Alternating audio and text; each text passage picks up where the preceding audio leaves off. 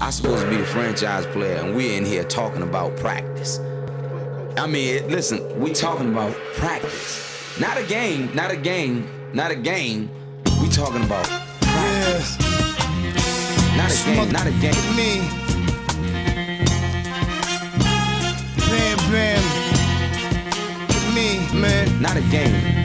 Slap that like she scored 30. We talking about sports. I mean, what we even talking about, man? We talking about sports here. Welcome to We Talking About Sports, episode number 35, Sports Podcast. Today we got action-filled podcast for you. Is just going to discuss some NFL, light NFL topics. It's going to be in our general sports discussion. Then we'll move on to the NBA with Roland, and we'll finish off with a big UFC fight card with Ben. But before we get into that, guys, how was your week this past week? I know I wasn't on the podcast last week. Sorry about that. I had a little thing to take care of, but how was y'all's week? It's pretty good, man. Can't complain. Just been watching a lot of sports, honestly. Just been watching a lot of college basketball. I was going to say college ball, It gets heated up, around this time of the year. The conference tournaments are starting and whatnot. So, yeah, man, just paying attention to college basketball, just trying to get ready for the tournament. You know what, Roland? I actually saw and read your article that you released on the Sharp Money the other day. It was a good article. You gave out some picks. How did they end up? It was all right. The picks I gave two against the spread picks. They went 1-1, and then I gave like a little parlay for half a unit that hit. So came out on top in terms of like the total units, but looking to be more active in terms of writing some articles for the Sharp Money. It's a good little website. It's run by our friend Diego, or he's part of the crew that runs it, and they do a bunch of different things, but it's primarily centered around like sports gambling and how the gambling markets work and whatnot. So yeah, definitely would like to contribute more. Yeah, and we'll definitely keep linking your articles to our Facebook page. So if anybody wants to see some latest picks, Roland's going to write articles and they'll be on our page. Ben, what about your week? Just counting down to the weekend, baby. Big fight week. Big fight week this week. 3 title fights. The card's stacked. You have legends like Dominic Cruz and Joe Benavidez in the prelims, not even getting pay-per-view. We beat her too. Exactly. So and guys, they're underdogs. Like Dominic Cruz is an underdog to Casey Kenny, somebody who half of the people that watch might be like, who the fuck is Casey Kenny? So crazy. He's a favorite too. Yeah, that's what I'm saying. Joe Benavidez and Dominic Cruz, both underdogs going in, not even on the pay-per-view portion, and underdogs. So, yeah, we'll get into that later. But honestly, that's been what my weeks consisted of, bro. Just trying to get down to the weekend. I've been watching college basketball, like Roland said. Conference tournaments are awesome. There's already been some big upsets in conference tournaments. So, yeah, ready for the show. I got to ask you guys, are you kind of surprised of what happened as far as Baylor losing? I know they've been, struck with Corona, and Michigan, they get into the top second spot here, and they lose. Does that surprise y'all as far as college basketball goes? I wouldn't call it so much surprising. I think with college basketball, especially this season, there's been so many, things like that you've alluded to, like with COVID and whatnot, Baylor getting struck by that. So I don't expect – or I'm not surprised when a team, especially like Baylor, that's had so much success, that they, waver a little bit towards the end of the year. There's a lot of fatigue that goes into it, especially around this time of the year. And they're getting a lot of teams' best shots, as a lot of these teams are, trying to fight for their tournament lives. So I don't put too much into those losses. Maybe if they have some more poor showings, especially in the conference tournament, I think a little bit more of it. But I don't put too much weight on those losses. I like both those teams. So the Michigan loss did surprise me a bit, just because I didn't expect them to lose at home to Illinois, and Illinois was missing a key player. But the Baylor one, teams just that have been hit with little COVID shutdown, when they've come back, they just haven't been the same. We've seen teams like Texas Tech go on 3-game losing streaks, returning after COVID. So a lot of people are saying it's a good thing Baylor got that one loss out of the way with before going into the tournament. So you could look at it that way positively. So I know they had a big comeback win against West Virginia the other day. Also, they were in a battle against West Virginia. So it's going to be an awesome Big 12 tournament. Kansas has been heating up a bit as well also. But yeah, man, looking forward to the bracketology. Do you guys foresee maybe a team getting into March Madness and then pretty much not forfeiting, but a top 1-2 seed maybe being eliminated because of COVID?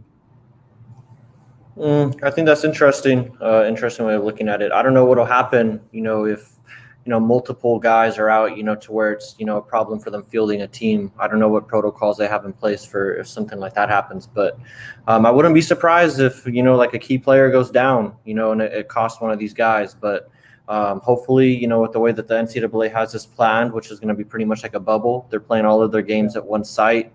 I think it's in Indy. I'm not sure if I got that right. I know I want to say it is Indy. Yeah, so the women's, they're playing all their games here in San Antonio. That'll be interesting now that Texas went 100% open with the masks and all that stuff. So it'll be interesting. But yeah, I wouldn't be too surprised if that happened.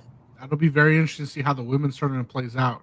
Dana's already talking about moving UFC 260 to Houston if Houston allows it. Initially it was Dallas. Dallas said no. Now it's Houston. So we'll see what happens there. I mean, San Antonio had some fans at the Gervonta Davis fight that happened a while back. Yep. But no fans at Spurs games yet. I'm ready. Oh, but they're opening up the tickets next week when the All-Star game is, or when All-Star weekend or All-Star week is over. The Spurs are letting fans back in second half of the season. So I'm going to be there. I'm going to buy some tickets tomorrow.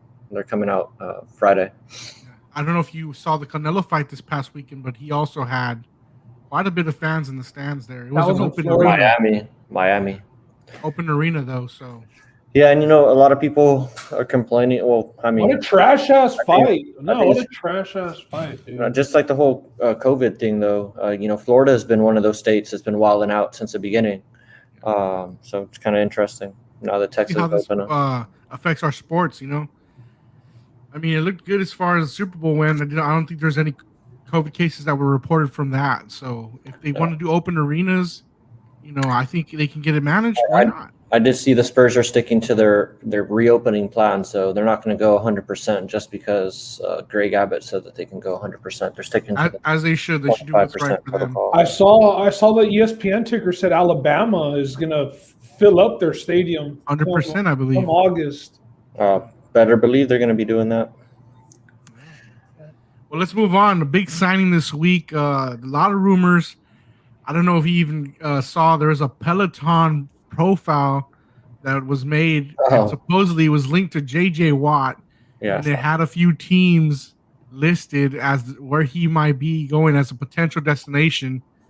He gets on top of it and says, hey, I'm going here, and the source is me. And we all see it now. It's the Cardinals. 2-year deal, $31 million. I'm not exactly sure how much was guaranteed. I want to say it's in the 20s, upper 20s. 23. Yeah. Guys, did you all predict Arizona at all? Was that even in the back of your mind at all? It was just because of his connection with DeAndre Hopkins. I know Hopkins had been trying to recruit him a little bit. Right away. But it's a little surprising because J.J. Watt, I guess his MO, at least what I thought it was him trying to leave the Texans to go to a Super Bowl contender, not a team that's going to finish 8-8 next year.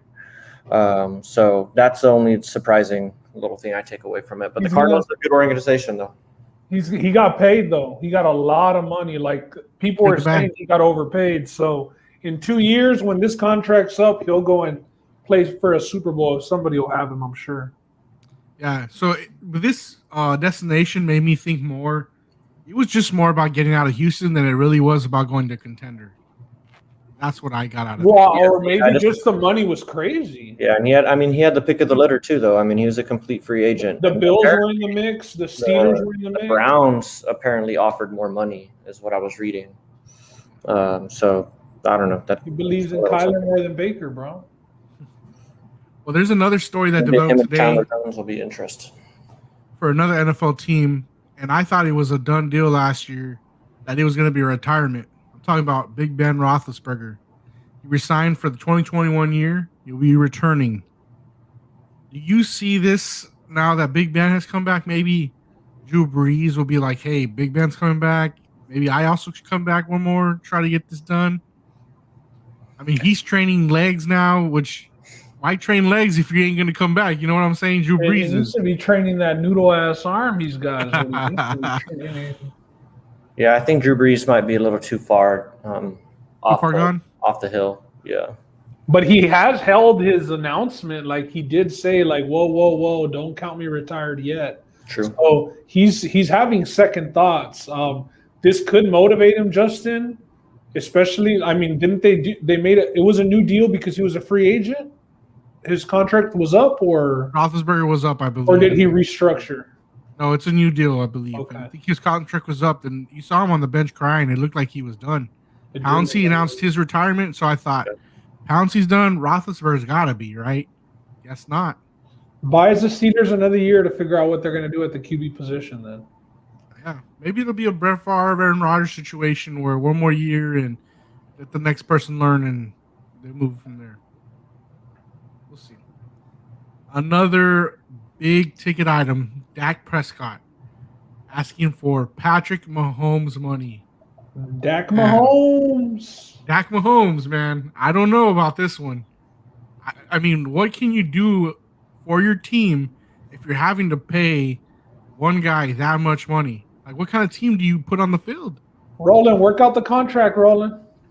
I mean, the Chiefs are making it happen right now. I mean, a lot of the guys that they got, though, were, when they had Mahomes on his rookie contract. So that's probably a little bit, and they're going to have some answers or some questions to answer down the line with that contract. But I guess that's just the going rate. If you're a guy of, I wouldn't call like Dak's caliber, but if you perceive yourself to be a top 2, top 3 quarterback, that's, the going rate. Although one can make the argument that Mahomes has his own going rate because Mahomes is a one of a kind and he's just that much higher than everybody else.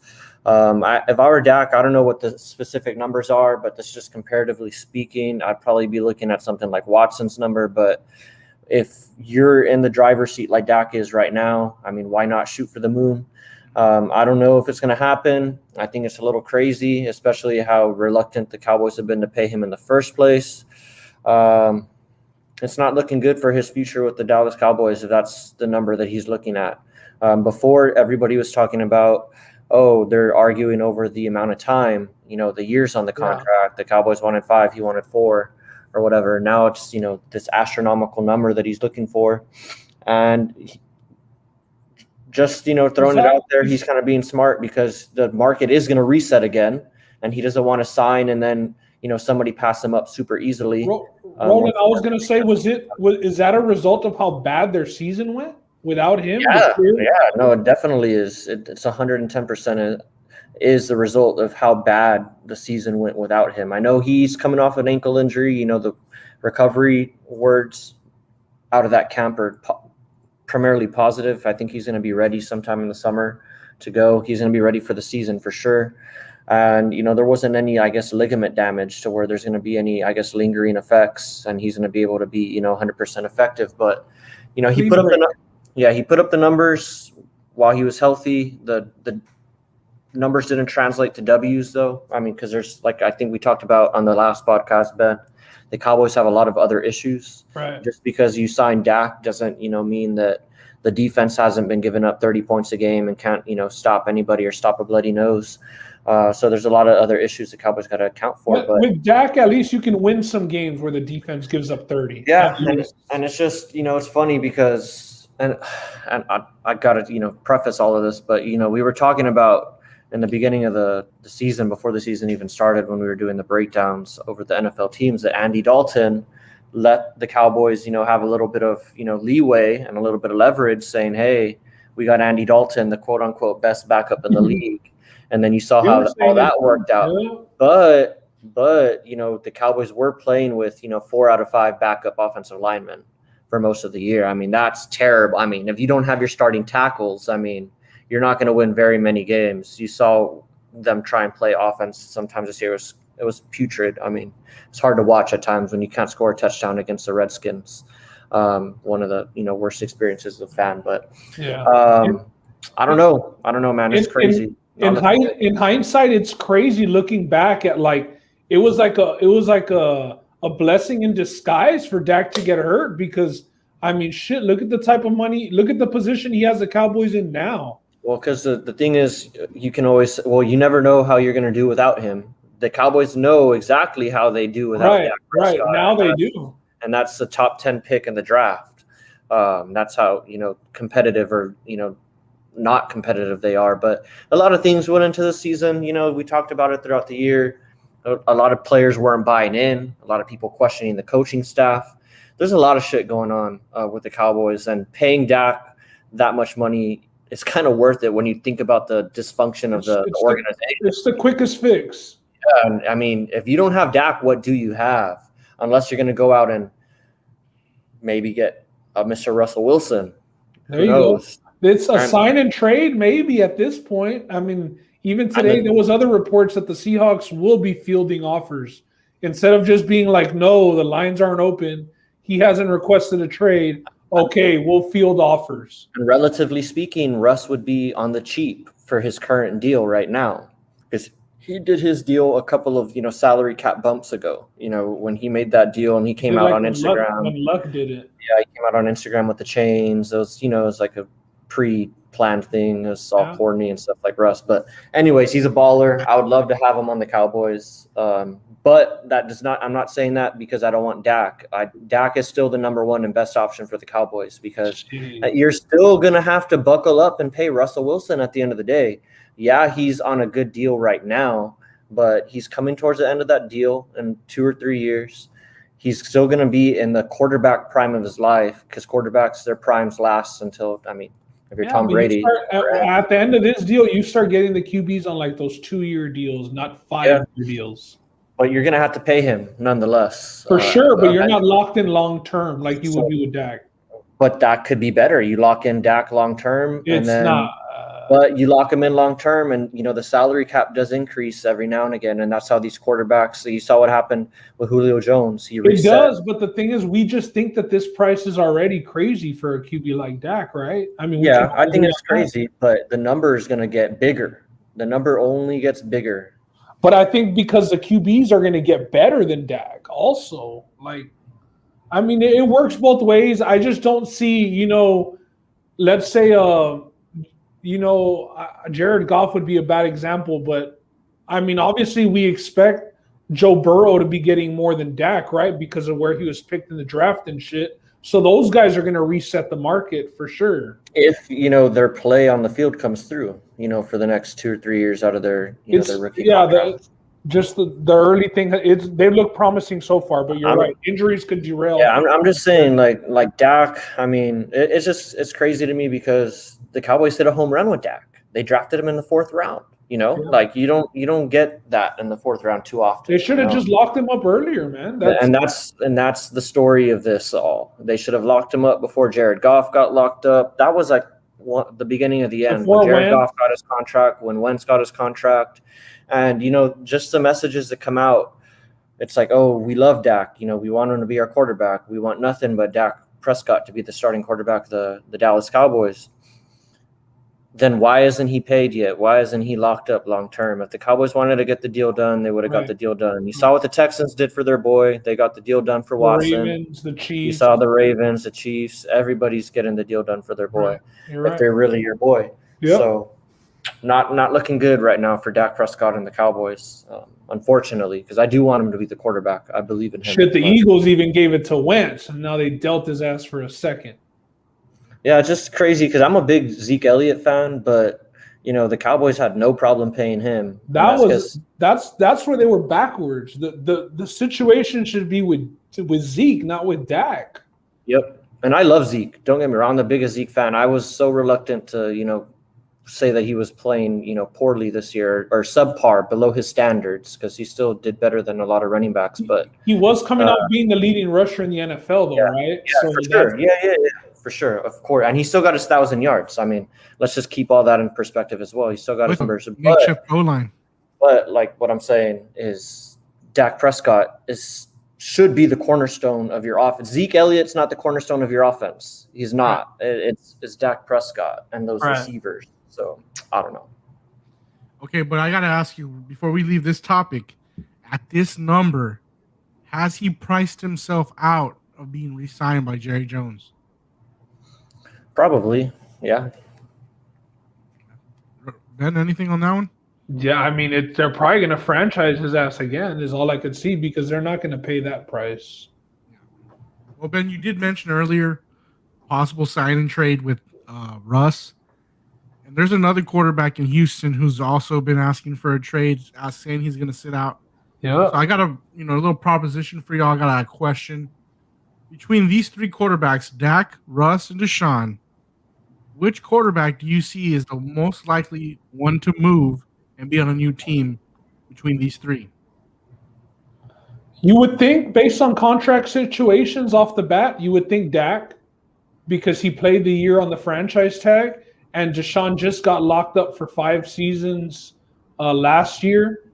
Russ is obviously in the middle of his contract also, and he hasn't demanded a trade. Deshaun has demanded a trade. It's between Dak and Deshaun to me. Obviously, Deshaun said he's willing to sit out. Maybe the Texans play that game and have him sit out. The Cowboys will then have to make a decision before them. You know what I mean? So it's between Watson and Dak, but more than likely Watson, I would say. Yeah, I'm going to go ahead and say Watson, just because he's still, coming out and reiterating every chance that he gets that He doesn't want anything to do with the Texans and he doesn't want to step on the field for them. So neither do I. Hey, neither do I. All right, neither do I. Well, general sports topic again before we get into the NBA. Zion's first shoe just came out. It was revealed. Gotta ask you guys, is it a cop or not? I do have a photo of it. He did sign a deal with a Jordan brand. And this is the photo that was released on Instagram. It's the only photo that I could find. Guys, what are you thinking here? Cop or not? It has some promise. I'm going to say not. It reminds me of one of the Jordans. Yeah, it does. I just can't think of the number that it reminds me of. It is because it's a Jordan brand Jordan shoe. No, I know, but it's like a throwback to one of the – I don't know if it's like the Bugs Bunnies or what it was, but there was some that had the laces in that style. It kind of reminds me of a Melo player Jordan. I don't mind the logo though. The ZW, it's not bad. ZW is pretty cool. There's some chicken wings with hot sauce here or pepper. Where? Right here. Oh yeah, I see that. Nice little attention to detail. I'm gonna have to say pass for me, just because I typically don't go for front court shoes, shoes that are typically worn by like centers or power forwards, like the low top myself. Goes for the Paul Georges. Yeah, something like that. Cody's. I'll tell you what, that shoe, it actually looks like a really good on-court shoe. Yeah. As far as style goes, with some jeans, it's just a no for me. It's just not bringing it enough. Yeah, we're not on the court anymore. That's purely a court shoe to me right there. That's a pass. I'm sure Zion will rock the fuck out of them, and they won't bust on him. But for me, I'm going to wait till they hit the Marshalls and the Ross, the Rack Room stores on that one. I have one pair of Jordan brand shoes in my collection, and I don't think I'm going to add another one because of Zion. All right, well, Bet, that's it for general sports discussion. Right now, we're going to bring you some NBA when Roland gets into it. Man, the All-Star break is here. Tonight's the last night of the NBA season. It's probably my favorite league right now. Out of all the major sports leagues, definitely, as Ben and I were talking about last week, it's the sport that keeps on giving. Every night there's drama. Every night there's 7 games going on, 3 of them going down to the wire. And this season's been pretty crazy. Didn't think we'd be here. I guess this is a halfway mark, although some teams have not played the same amount of games as others, as we talked about also last time. The second half schedule for some teams is pretty crazy, with the Grizzlies and the Spurs both playing 40 games. But we'll get into that later. Right now, kind of want to just go around the league, call out some scores from last night, and talk about a little bit of stuff that's going on tonight, because there's a couple games going on tonight as we're podcasting. Last night, the Sixers and the Jazz played each other, battle of the number 1 seeds right now. The Sixers ended up taking that one in overtime. I know there was some controversy with some refereeing going on. I know Gobert and Mitchell were complaining there at the end of the game. Yeah, Mitchell ended up getting ejected.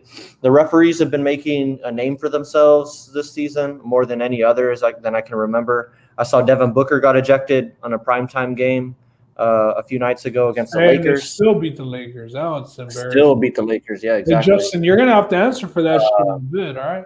Yeah, referees have been making a name for themselves. It's been pretty crazy. Last night was an emotional night for Ben. Hey, Roland, when you said every night, you forgot to say every night the Rockets lose. Yeah, shit, that's their 12th in a row last night. Speaking of that, but it was a fairly emotional night for Ben. You know, James Harden made his return to Houston. No word if he stopped by a strip club because, you know, Texas is 100% open right now. But he went in and got some buckets. Ben, I'll take a little pause here before going through the rest of the breakdown from last night. Were the emotions high for you in your household? They were. I was definitely going for the Rockets, obviously, but it was ugly. It was ugly. I was glad to see him get a triple-double because it's always fun watching him get a triple-double. That doesn't change. Harden goes to a new team. He stays. He was in San Antonio a couple of days before. He's on the Texas tour right now, and he's just triple-doubling through San Antonio, Houston, and Dallas. So the Nets look good right now, bro. Without KD, he's definitely put the team on his back. Yeah, he helped to win 8 in a row. I know they were streaking without KD. They've won 10 out of 11, 10 out of their last 11 as well. So they're going off. They look good. They don't play much defense, and obviously it'll switch up in the playoffs. But they'll have KD back as well too.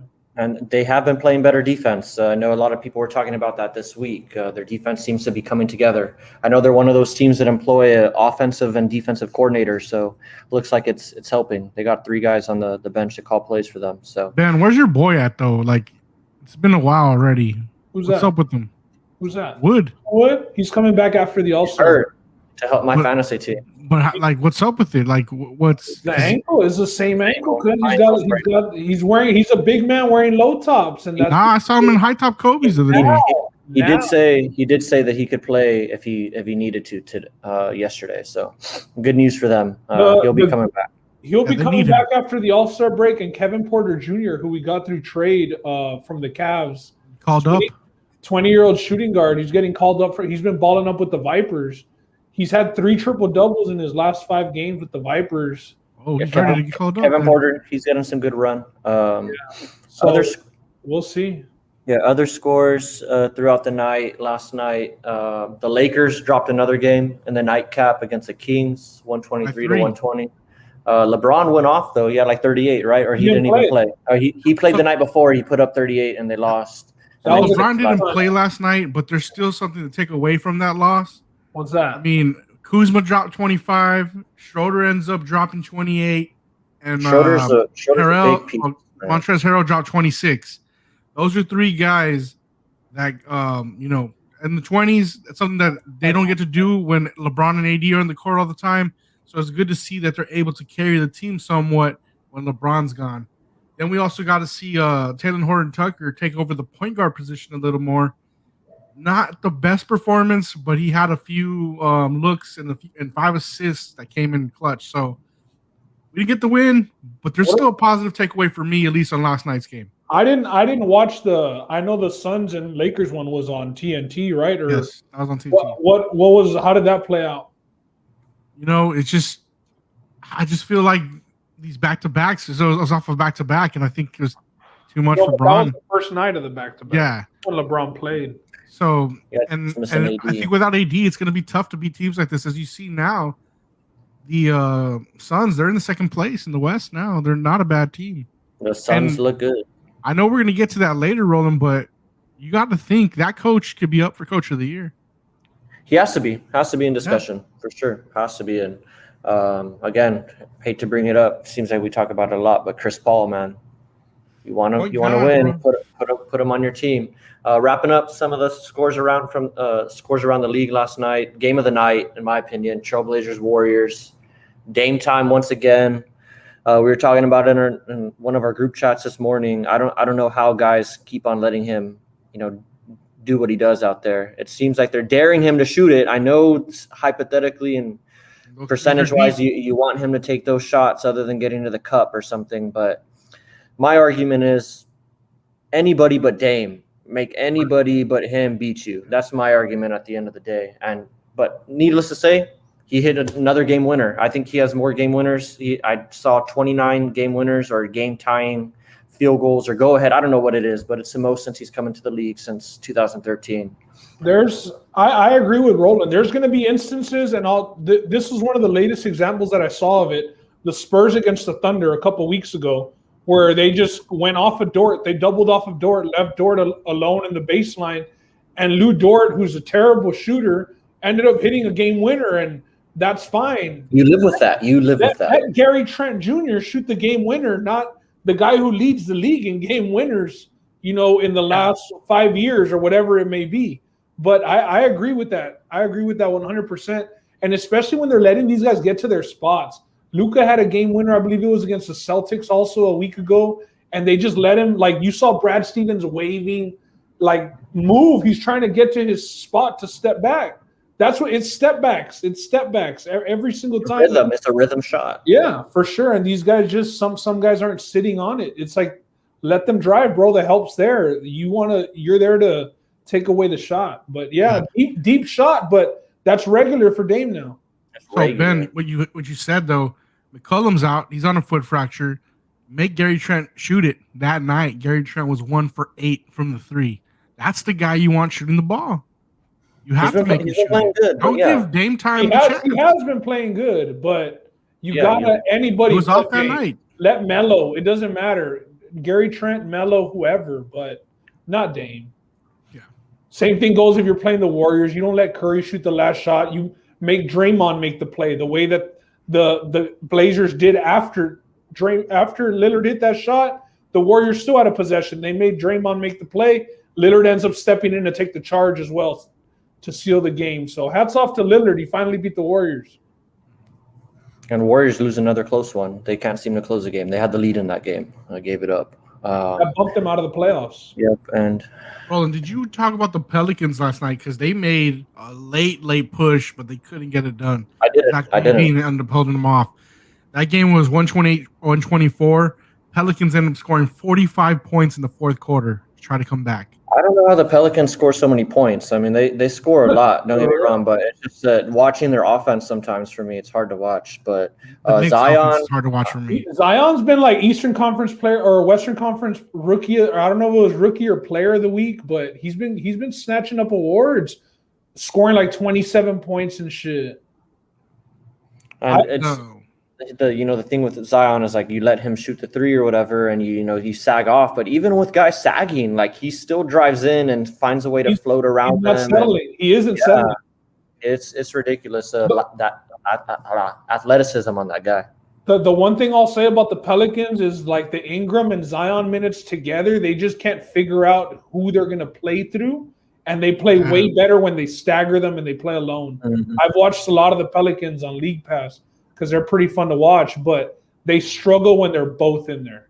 And Josh Hart, bro. Josh Hart plays his ass off. Yep. I love watching him play it. I think it was the Sunday night or the Sunday afternoon game that I caught them against the Celtics. The Celtics had them dead to rights, and Josh Hart brought them back. All purely hustle plays. And I think he snagged 17 boards. I believe it was that game also. Yeah, he's a board machine. I've been looking at him for like fantasy purposes. He's averaging like 10 boards a game almost. He's on the squad over here. Yeah, he's a beast.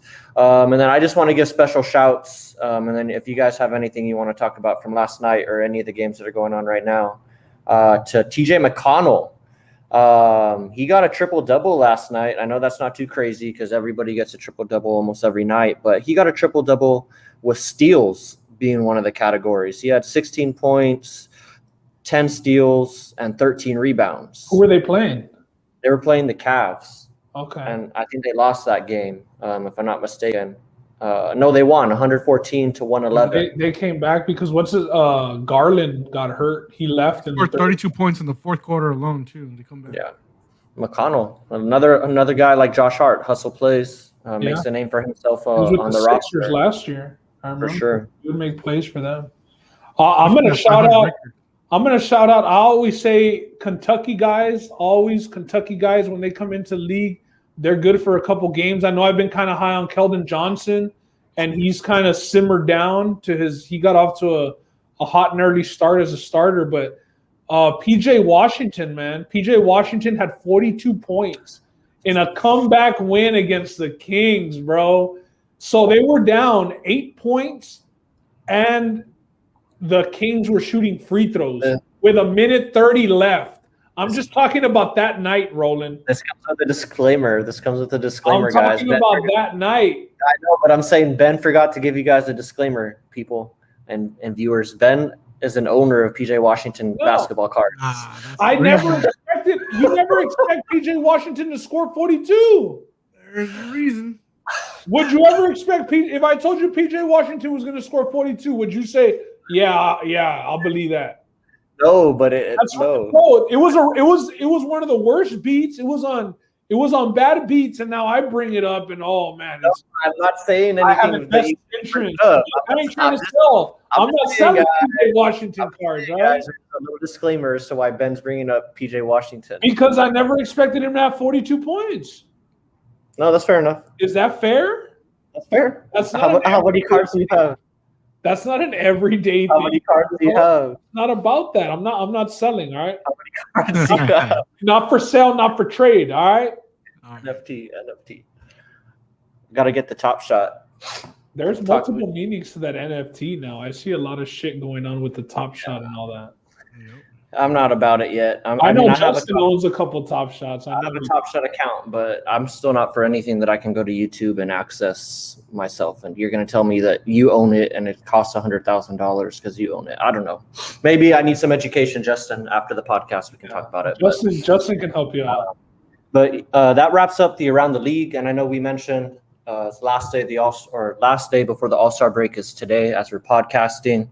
And with that, we're getting closer to the NBA trade deadline. I don't know exactly when it is. I don't know if one of you guys can pull that up, but around this time of the year, we see contenders, make moves. 25th.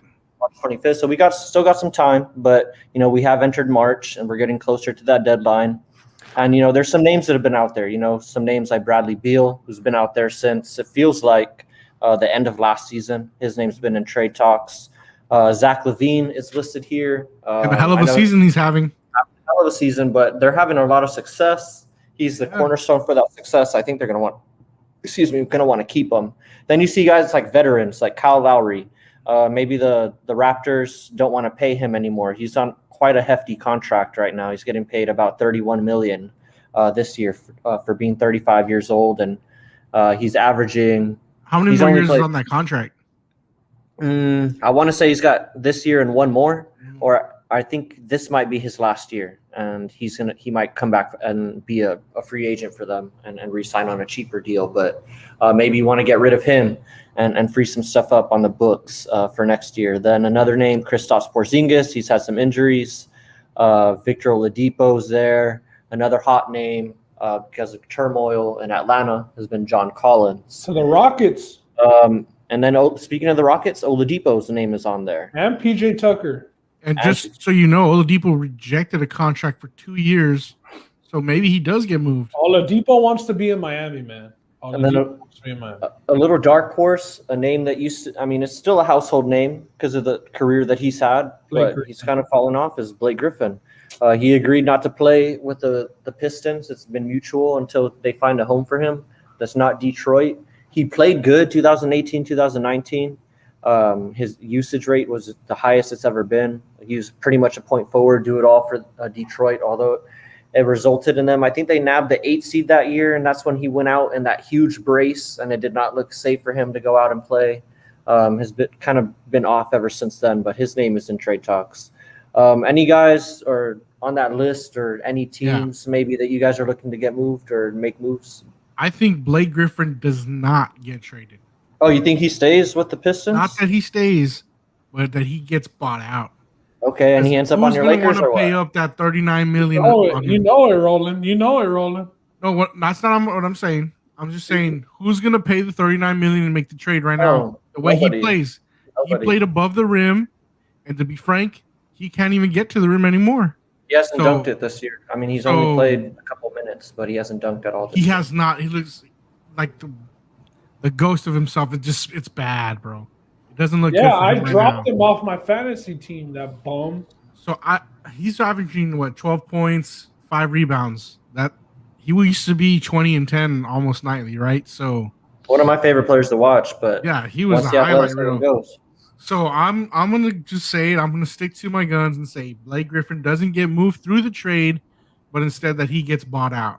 I think the Pistons will buy his deal out and let him pursue wherever that may be. What about you guys? I just want PJ Tucker and Oladipo to be traded.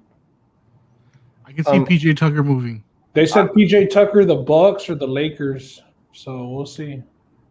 I'm gonna say John Collins probably gets moved. I know he's pretty disgruntled, doesn't really want to be there. They're underachieving. Doesn't feel like he's getting a lot of love in that offense, rightfully so. He plays with a chucker, Trae Young. John Collins had like 34 points the other night, and in the fourth quarter, under 2 minutes, Trae Young was the one chucking on. Like, he wasn't even giving John Collins look. He was just fucking letting it fly, bro. They lost. Shot him out of the gym. And then one guy that I think here that could get moved, it's complicated. I don't know if it's going to happen because I think the organization has some respect for him. I think we're thinking the same guy. I don't know. I'm saying this one's near and dear to my heart. It's LaMarcus Aldridge. I think he could be moved. He could help. I don't know, because the Spurs are still in the playoff race. I was going to say he could help a contender, but I don't see the Spurs dumping him off anywhere either, like to a Cleveland or something like that. I don't think they'll do him like that. But his name has been brought up in trade talks, so that's somebody else to look out for. Who could he help? I mean, he could help the Blazers. Has he been linked with anybody? The only team that I've heard him linked with is the Blazers, just because he might want to go back and finish his career there. For Nurkic? Maybe, or I really don't know what you could get in return for him. I think the Blazers got to trade CJ McCullough. That's what I would like to see. I know that hasn't been talked about much, but I would like to see that. They're in the playoffs. They had success. Listen, last year they were fighting in the play-in game to get in the playoffs. This year, without CJ, they're standing firm in the playoffs. Although it is the bottom four of the playoffs, they're good. And Gary Trent Jr., they drafted him for a reason. He's played well. I think that they need to trade CJ and go get something. Trade CJ, go get Oladipo, do something. But CJ and Dame are the exact same player. They need somebody who's going to slash to the basket, and CJ's more of a very finesse and very technical shooter. I think if the Spurs are going to move somebody, it'll be Patty Mills. I like that. Patty Mills is another piece that you can move, especially because the Spurs are kind of moving towards the younger guys, trying to get them a lot more minutes. And Jonte's playing better, and Patty Mills getting moved if somebody needs a guard. And we still got a few more podcasts before the trade deadline, so we'll be getting into this more. I just kind of wanted to introduce the topic since we got to March and the trade deadline is coming up. But moving on, this one is kind of something I wanted to do since we're kind of at the halfway mark. We kind of talked about it last week a little bit with ballers or busts in terms of teams that we thought were real and that were going to stay in their current standing or maybe fall off. So I'm going to introduce the power rankings right now at the All-Star break. Now I'll give you guys a little disclaimer. This list is one that I put together. So Ben and Justin, if you guys have an iteration of this list or if you disagree with me, let me know. But I'm just going to run through it real quick. At number 5. I have the 76ers. I know they're number 1 in the East right now, but they've kind of flailed a little bit. Tobias Harris is hurt. It's not a long-term injury, but I don't think they're playing at the top of their game like they were maybe a few games ago. I know they just came off that big win against the Jazz, who I have ranked a little bit higher on this list. So maybe I could, flop the 2 right now since they have that head-to-head victory. But right now I'm going to stick with the Sixers at 5. Number 4. This is a team that we kind of have been low on all year, but it seems like they're hitting stride. I don't know what the end of the season is going to look like for them, but right now I have the Milwaukee Bucks at 4. I think they've been playing good. They've reeled off some quality victories. Giannis is playing big time for them. Some of the other guys are finally coming around that have previously struggled, and they got Drew Holiday back. They had been missing him for a couple of weeks, and that played into the struggles or quote unquote struggles that they were having. But they do find themselves at number 3 in the East. They're 21-14. Moving off the Bucks, going to the Western Conference, I have the number 2 seed, I think, in the Western Conference as we're talking about this right now. And that's the Phoenix Suns, 23-11. They've got a big victory against the Lakers, even though that was without Anthony Davis.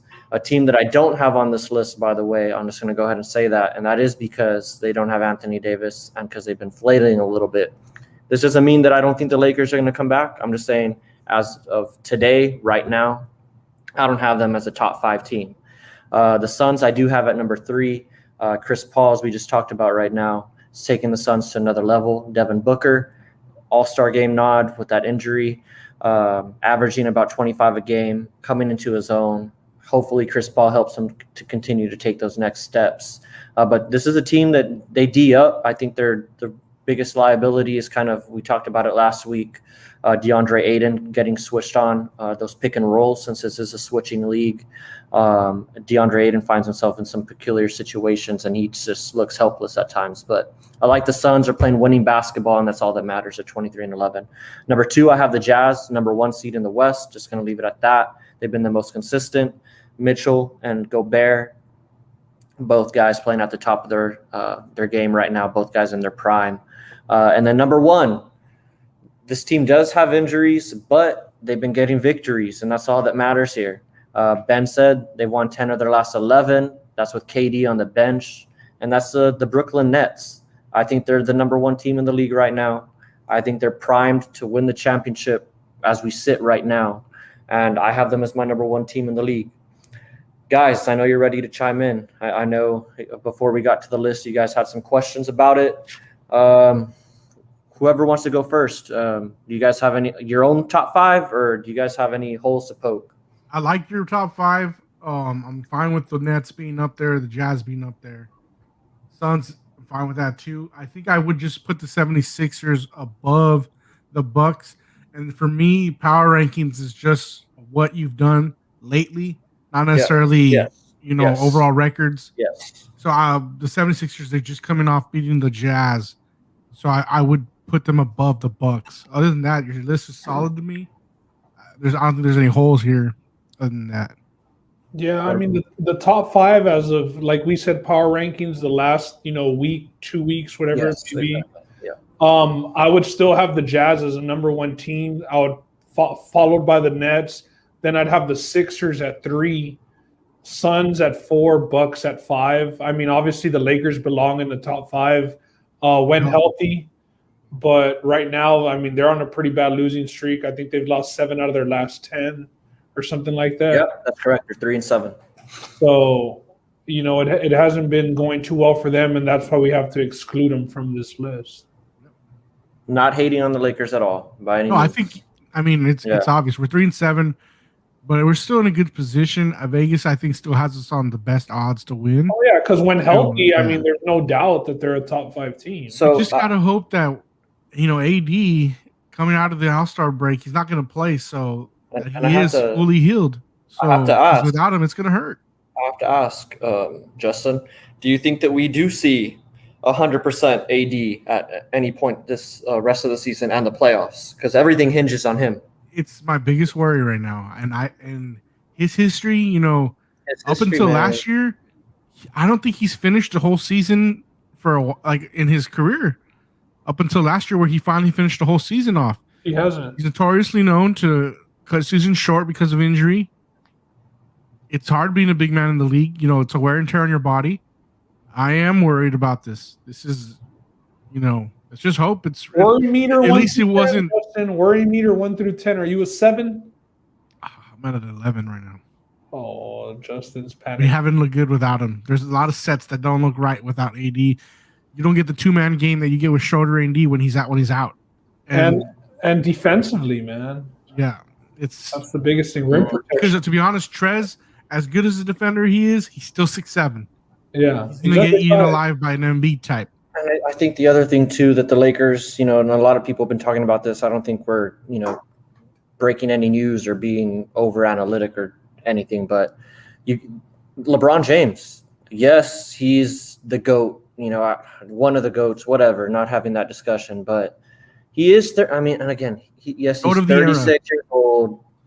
He's 36. I'm 36. Like, I can't be doing this all the time. Like, you have to manage his minutes, especially down the road. The second half of the season is a little treacherous. I know the Lakers were one of the teams that when I was looking at a lot of second half of the schedule rankings, A lot of people do think that they have an easier go of it compared to some teams in the second half of the season.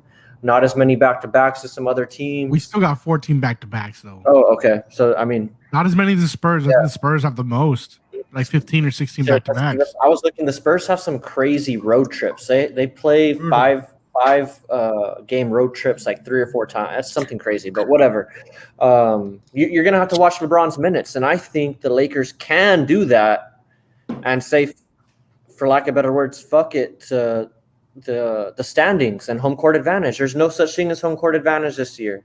It's just not going to happen. It's not as important. The only thing that's important really are matchups, and that's what it's going to come down to really for them. And I think you're going to see the Lakers manage LeBron's minutes a little bit more, even though LeBron has been steadfast against it because he's been a true trooper throughout this whole time.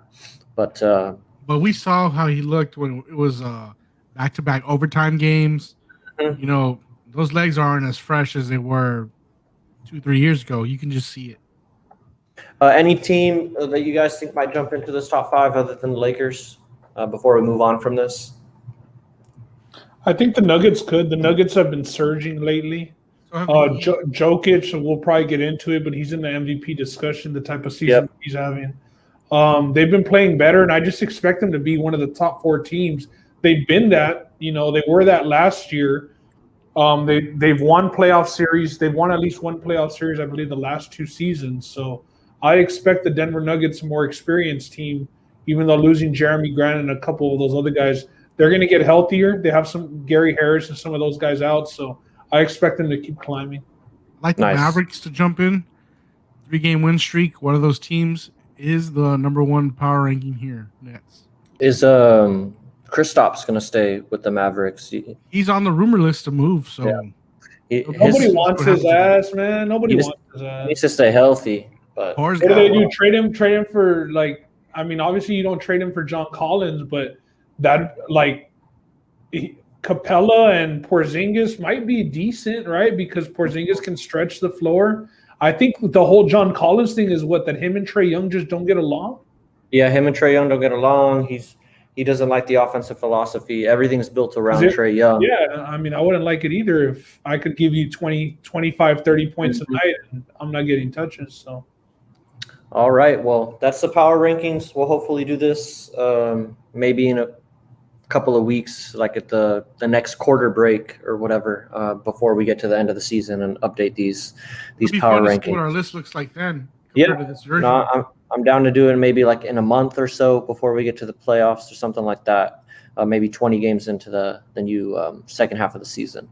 But yeah, that wraps it up, and that brings us to a fun little part of the show. I think wanted to do a little award show at the All-Star break. I think we're just gonna start at the top, start at the MVP award, and I'll hand it off to Ben and Justin. Who are y'all's mid-season MVPs? Not who you think's going to win the MVP at the end of the year. Who is your mid-season MVP as we sit here at the All-Star break? After last night, for me, it's Embiid.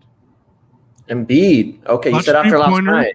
Okay. To tie the game, send it to overtime, and then get the win over the Jazz. And he has his team in the 1 seed. Winning's important. You see his numbers right now. Yeah.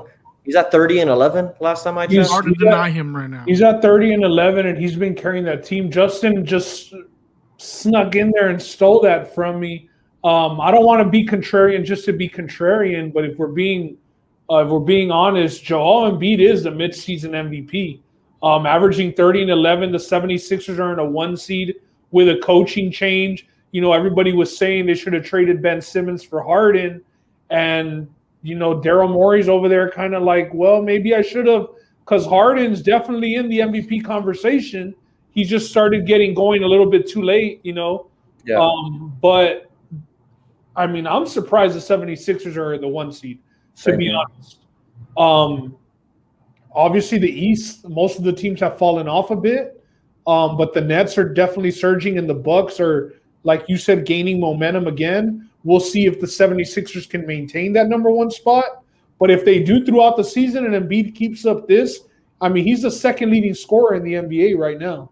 That's big for a big man. And he's like spot. the third. He's a third leading rebounder, I believe. He's top 5 in that category as well. So, Embiid's, and he just became the favorite. Also, this week it switched over from him and LeBron becoming the favorite. So right now, Embiid's gaining a lot of momentum, becoming the favorite, and it's his to lose. I believe actually LeBron is still the favorite at plus 175. And he's playing defense too. He's averaging a little over 1 block a game. So he's impacting both sides of the court. I like that. Joel Embiid. I think he was number 1 on my list when we talked about it last week as leader for the MVP. But I'm going to have to change it up a little bit. Maybe it's recency bias. Justin, when you said last night, I thought you were going to go with Dame Lillard. He hit that game winner over the Warriors. Lillard's a polarizing figure. You know, he's kind of one of those guys that you love or you hate, but he's doing it without 2 of his top 3 players. You know, Nurkic isn't there. McCollum hasn't been there. You know, and he is the guy night in and night out, you know, going, and just like with Embiid, yes, but his supporting cast a little bit better. Dame has his team at number 5 in the West as we podcast right now. He's hit clutch shot after clutch shot this year. I think he's hit 2 that I can think of off the top of my head against the Bulls and then last night against the Warriors. He's averaging about 29 right there at that 30 spot. So I'm going to go Dame as my midseason MVP because if you were to have told me that he'd have his team in the 5 spot, let's see how far away he is from a top 4 spot. Still a little off from the 4 spot. They're about 2.5 off of the Lakers. But if you were to tell me without McCollum and without Nurkic, the team that was barely fighting in the bubble to make it to the 8 spot last year would be in the 5 spot this year, I wouldn't have believed you. So I'm going to go with Dame Lillard as my midseason MVP, although Embiid, I can't argue that at all, man. He's just having himself a fucking season. If I do like Lillard, another player, though. if Lillard could just get a little higher in the standings, I mean, he's right. He's got every case there is, bro, because he's up there also at 30 points per game. And, just, that we have it up here, I did post the odds, and Justin did say LeBron James is plus 175. Lillard is at plus 2,000, so that could be a nice little shot to take. Jokic is at plus 500. That's the other player I like, Jokic. And the other one big man that I would like to take a shot at, and Justin kind of mentioned this team is popping up there the second half of the season, and it's purely contingent on that, is Luka Doncic. 100, right? Luka's averaging 28 and 9 assists right now. If you take a stab at Luka right now, he's sitting at plus 1,200. Shit, he could have himself a second half, and the Mavs get up there, the top half of the standings, maybe in the 5-4 spot from where they're at right now. It all comes down to the standings because it's usually best player on best team. Yep. And so I'm not saying he even has to be number 1, but you got to be at least 1, 2, because those other teams, those other guys are going to be in that position. Mm-hmm. Did y'all see this week? This past week, Luka, his rookie card with his autograph, sold for $4 million. Holy shit! 1 of 1 Luka. Now there's a little controversy going on because there's always his mother. There's rumored that his mother was the one signing those autos because they had her sign a card or sign something, and it was like a dead ringer for his autograph. Well, it's his mother. Yeah, we'll see what happens with that. I mean, if that's $4 million on a card for a Luka card. Yeah, that's pretty. If Luka wins MVP, that might be a good investment after all. Right now, it's not looking good though. His cards had fallen off a little bit too, because of the way the season started for the Mavs. So buy low. But moving on from the MVP, so I think we got 2 Embiids and 1 Lillard on that. But for the Rookie of the Year, I think this one's going to be consensus, guys. Rookie of the Year for me, don't the have leader. To go over this one, man. Let's not waste too much time on this. LaMelo Ball. He's averaging about 16. I'll just read off his stat line: about 16, 6 and 6. And they're winning. They're winning. They're in the playoffs right now. Shout out to the Charlotte Hornets and LaMelo Ball. Rookie of the Year for sure right now. His to lose. I don't even want to look at the odds. Him getting put in that starting lineup definitely, bolted that team and catapulted him into that run to get into the. They're sitting decently in the playoffs because the East is pretty weak at the bottom. Yep. So moving on. 8 20-point games. Go ahead, Justin. There's enough space between him and Halliburton. It would take LaMelo Ball getting hurt or benched for him not to win this Rookie of the Year at this point. I'm just convinced it's his at this point. I'm buying a jersey. Just throwing that out there. But moving on from Rookie of the Year, DPOY, a couple of the guys that are being talked about right now. Ben Simmons, usual suspect. Rudy Gobert is up there.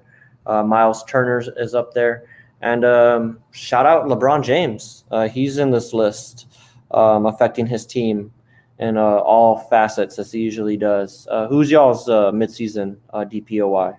I'll go with Gobert. Yeah, I'm going to – go ahead, Justin.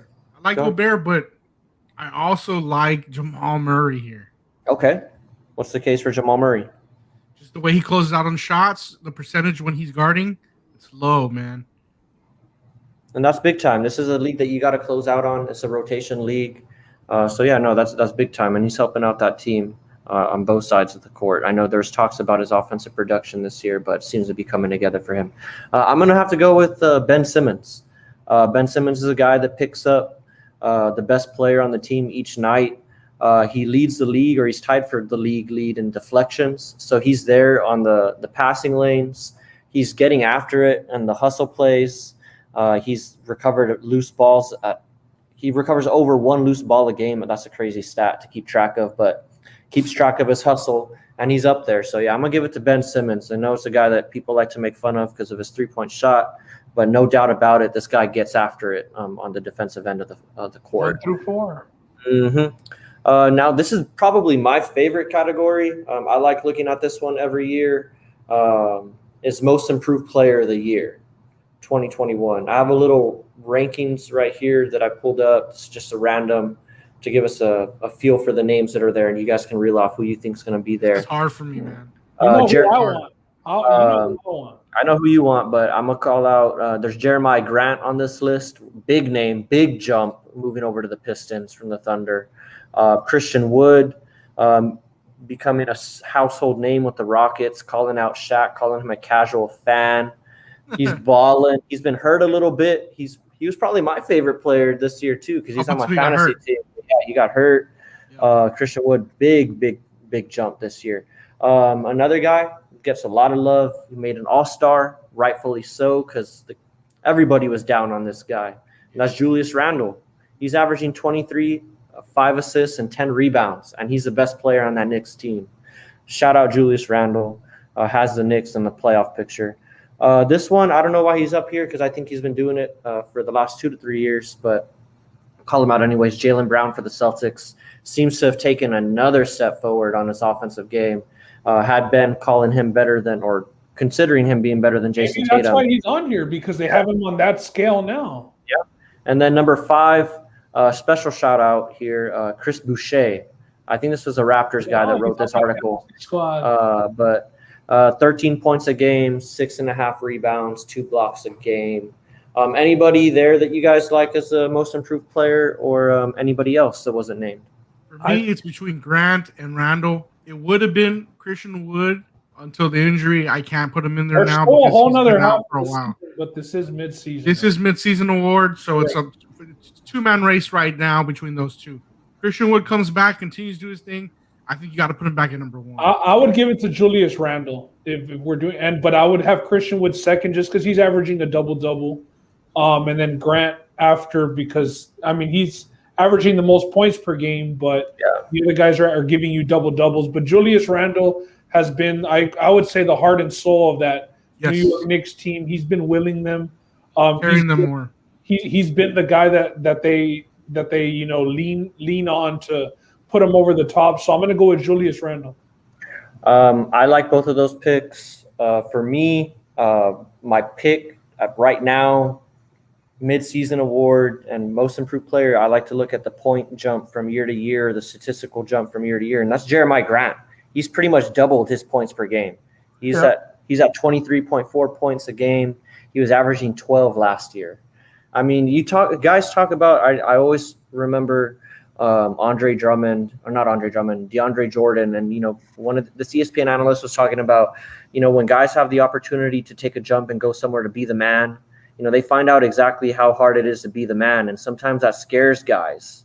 You saw DeAndre Jordan end up staying with the Clippers. Not saying that he got scared, but he was going to be asked to be the man on that Mavs team if he were to have gone over there. I don't know.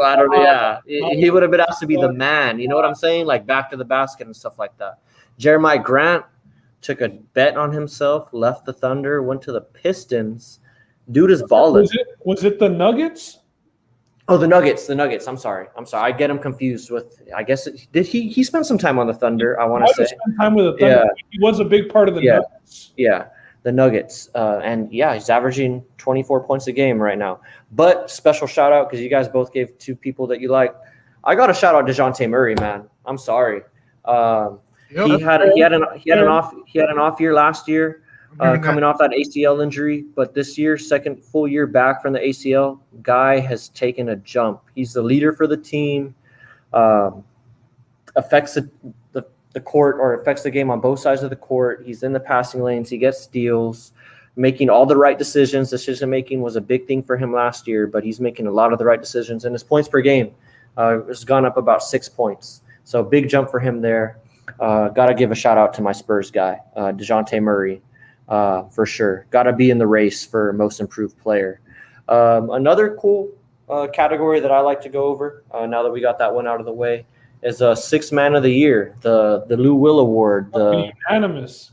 Who do you guys got? The bucket. And I'm thinking you're talking about Mr. Jordan Clarkson, Hero Jordan Clarkson. Gotta be Jordan Clarkson. It's gotta be. Yeah, he's been leading scorer off. He's Lou Will. He's been going crazy. He's been going crazy. 18 points a game right now. I heard somebody say that he's shooting the ball before he even touches it. Yeah, it's true. Yeah. No, but he's balling for the Jazz, and like when he's in the game, he's shooting. He's letting that thing go. It's got to be him. The best thing about him too, 96% from the stripe right now. Yep. I don't think maybe he does shoot a lot because he takes it to the rack. He's got a good attack game. I gotta ask you, have you changed your opinion on him now? Yeah, I mean, I have to. I had to say last week. I didn't hear that part. You weren't on the wrong. He did say it last week. Yeah, I was wrong. He's come into his own. He's come into his own with this team. Mm-hmm. He's comfortable. He's playing with some confidence right now. It's good. It's good to see. Like, he is playing with the utmost confidence. Every time he touches it, he thinks he can score. You want guys like that on your team, and he's partly why the Nuggets the Jazz are in the position that they're in right now. I mean, you get 18 points from one guy off the bench, you're going to be in a good position. So, yeah, no argument from me, and apologies to Jordan Clarkson. That's what happens when you get guys that don't know shit talking about basketball or talking about sports. Hey, right? But also, guys, say some crazy shit. A lot of people considered him a chucker when he was with the Lakers, bro. So it's all about the role, honestly. Mm-hmm. Yeah, and it's about the situation you find yourself in. It's not the same Jordan Clarkson right now that was over there either. Like he's playing involved with a lot of confidence. Mm-hmm. So yeah, shout out Jordan Clarkson, San Antonio guy. Played high school ball in San Antonio, so always got to shout those local guys out, making a name for himself out there. Hopefully he pulls through and wins the award at the end of the year. He's got a pretty big lead though. Moving on, Coach of the Year. Won't spend too much time on this. Just reel off some quick names. Monty Williams, got to feel good for him with the Phoenix Suns in the 2 seed. Then you got maybe Quinn Snyder, got his Jazz up there in the 1 seed, the 2 seed. Then you got Doc Rivers, who's got the Sixers up there. And special shouts out to Tyronn Lue. I guess he's got the Clippers in winning position, although this is where they were at last year. But something's to be said for dealing with a team with a team that's that high profile, right? A team that has, guys like Kawhi Leonard that practices when he wants to practice and stuff like that. Just because we all kind of, I don't know if if I remember correctly, we were all in the same boat about Doc Rivers, but it's refreshing, I guess, to see him in a brand new spot where he does have some control and it isn't the players calling the shots the way that Kawhi and Paul George were, because it's a brand new GM and Morey and a brand new head coach in Doc Rivers, and they're sitting pretty right now. He's got his son-in-law, Seth Curry, over there balling for him too. I believe that's his son-in-law. Yeah, right? it is. So, everything's good in the Rivers family. I'll go with Doc. Nice. I like that. What about you, Justin? There's only 2 names to mention here. It's Quinn Snyder from the Jazz and Monty Williams from the Suns. I don't think Doc deserves to be on there because he went to a team that's already built. It's not like anything he had to do. Yeah, they're performing well, but I just didn't see the Suns performing this good or the Jazz. We expected for the 76ers to be at least Eastern Conference title contender, but did we ever think the Suns or the Jazz could be up there? No, I didn't. So and that's I got to go with those two for the top. Yeah, I got to go with Monty Williams. I'll give him the award for the midseason coach of the year. I didn't expect the Suns to be this good. I thought they would be playoff contention. I thought they'd be right around, the 7 or the 8 seed, kind of what they were competing for last year. And it's a feel-good story. I don't want to go through Monty Williams' story, but we all kind of know what happened with him last year. Lost his wife. I think he went through a lot, bro. He went through a lot last year, and he's coming through for his team. It takes a lot, like I said. He's got some pretty high-profile guys on his team.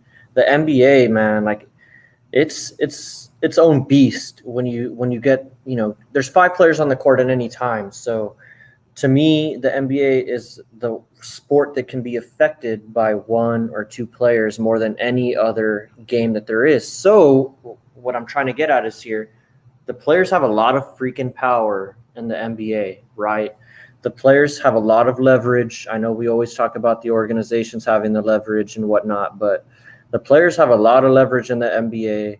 And if they don't like you in that locker room, you can find yourself on the way out. But, I'd seen a video clip. I think it was from the bubble. And those players love Monty Williams. Share that with me. Yeah, we talked about that, right? They were all dapping him up, saying that they were playing for him. I don't want to butcher anything, but it was a feel-good moment. And I'm just bringing that up because you can tell that these guys like to play for their coach, and that's refreshing. That's not something that you see all the time at the NBA level, because you are dealing with these guys that are making $30 million a year, and they're like, what do I have to do, listening to this guy? I can say that I don't like him, and I'll get him out of there in a couple of months or a couple of weeks, So, yeah, shout out Monty Williams, man, for, doing his job and dealing with the potential and the hype also. Chris Paul signed on to that team. They had expectations going into this season. It could very well be, oh, shoot, Monty Williams and the Suns are underperforming. They're not making that jump that everybody thought that they were going to make because they went 8-0 in the bubble. They're coming through and they're surpassing a lot of expectations, even with the addition, because a lot of people thought they would be in the playoffs, but I didn't think they would be in the 2 seed at all. So, yeah, shout out Monty Williams. I thought they'd be at that 8th, bubble play-in seed. He's my midseason coach of the year for sure. That's it for the award show. I like this. I like doing the little midseason award show. Hopefully we can do an end of the year award show kind of like we did last year. We did that for the last season. We called out who we thought would win MVP, DPOY, and most improved. So yeah, anything that you guys, I know we still got a little bit more MVP to talk about, but from those awards or anything that you guys want to highlight or talk about, maybe LeBron James making a run at MVP, or do you think he's kind of out of that conversation right now, even though he is the odds-on leader, but just knowing everything that's going on at the midseason, he's out of it. It's not playing last night also hurts. One thing I do want to say, Ben said maybe Harden for a dark horse MVP. I just want to say, Ben, your guys, the Houston Rockets, they are going to retire James Harden's number 13. That's right. So shout out to what Harden did for the city. Still does for the city too. So. For sure. Well, that wraps up the not the All-Star game, but that wraps up the mid-season awards. And we're going to go through the All-Star weekend real quick. And that's probably going to wrap up the NBA before we get to some second half predictions. But the All-Star game, it's this weekend, I think. I don't know the exact date, but we've got the All-Star game and, all the festivities that come with it. But, as we know, the NBA changed up the format a few years ago where it's not just Eastern Conference versus Western Conference. That's how the teams are elected in the first place in terms of the fans and the media vote.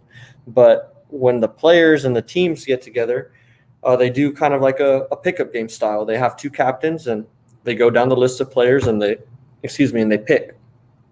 And the two captains this year, LeBron James for the West and Kevin Durant for the East. A little topic that I had on here was who do you guys think is going to go number one for each guy? Regardless, I guess, of who you think is going to be picked or who gets first pick. Let's just say LeBron James gets the first pick or whatever. You guys can do it however you want. Who do you think is going number one? LeBron gets the first pick. Yeah. It's got to be Curry. You think he's taking Curry? He's not going to take Giannis because he fills that position. So you think he's taking Curry? That's interesting because I know there's been a little, LeBron James, Steph Curry rivalry going on. But, no, that's interesting. I like that, Justin. What about you, Ben? I think that LeBron will pick either. I mean, we only give one. He's not picking Kyrie. Yeah, he's not going Kyrie. Yeah, no, I was gonna say Jokic or Embiid.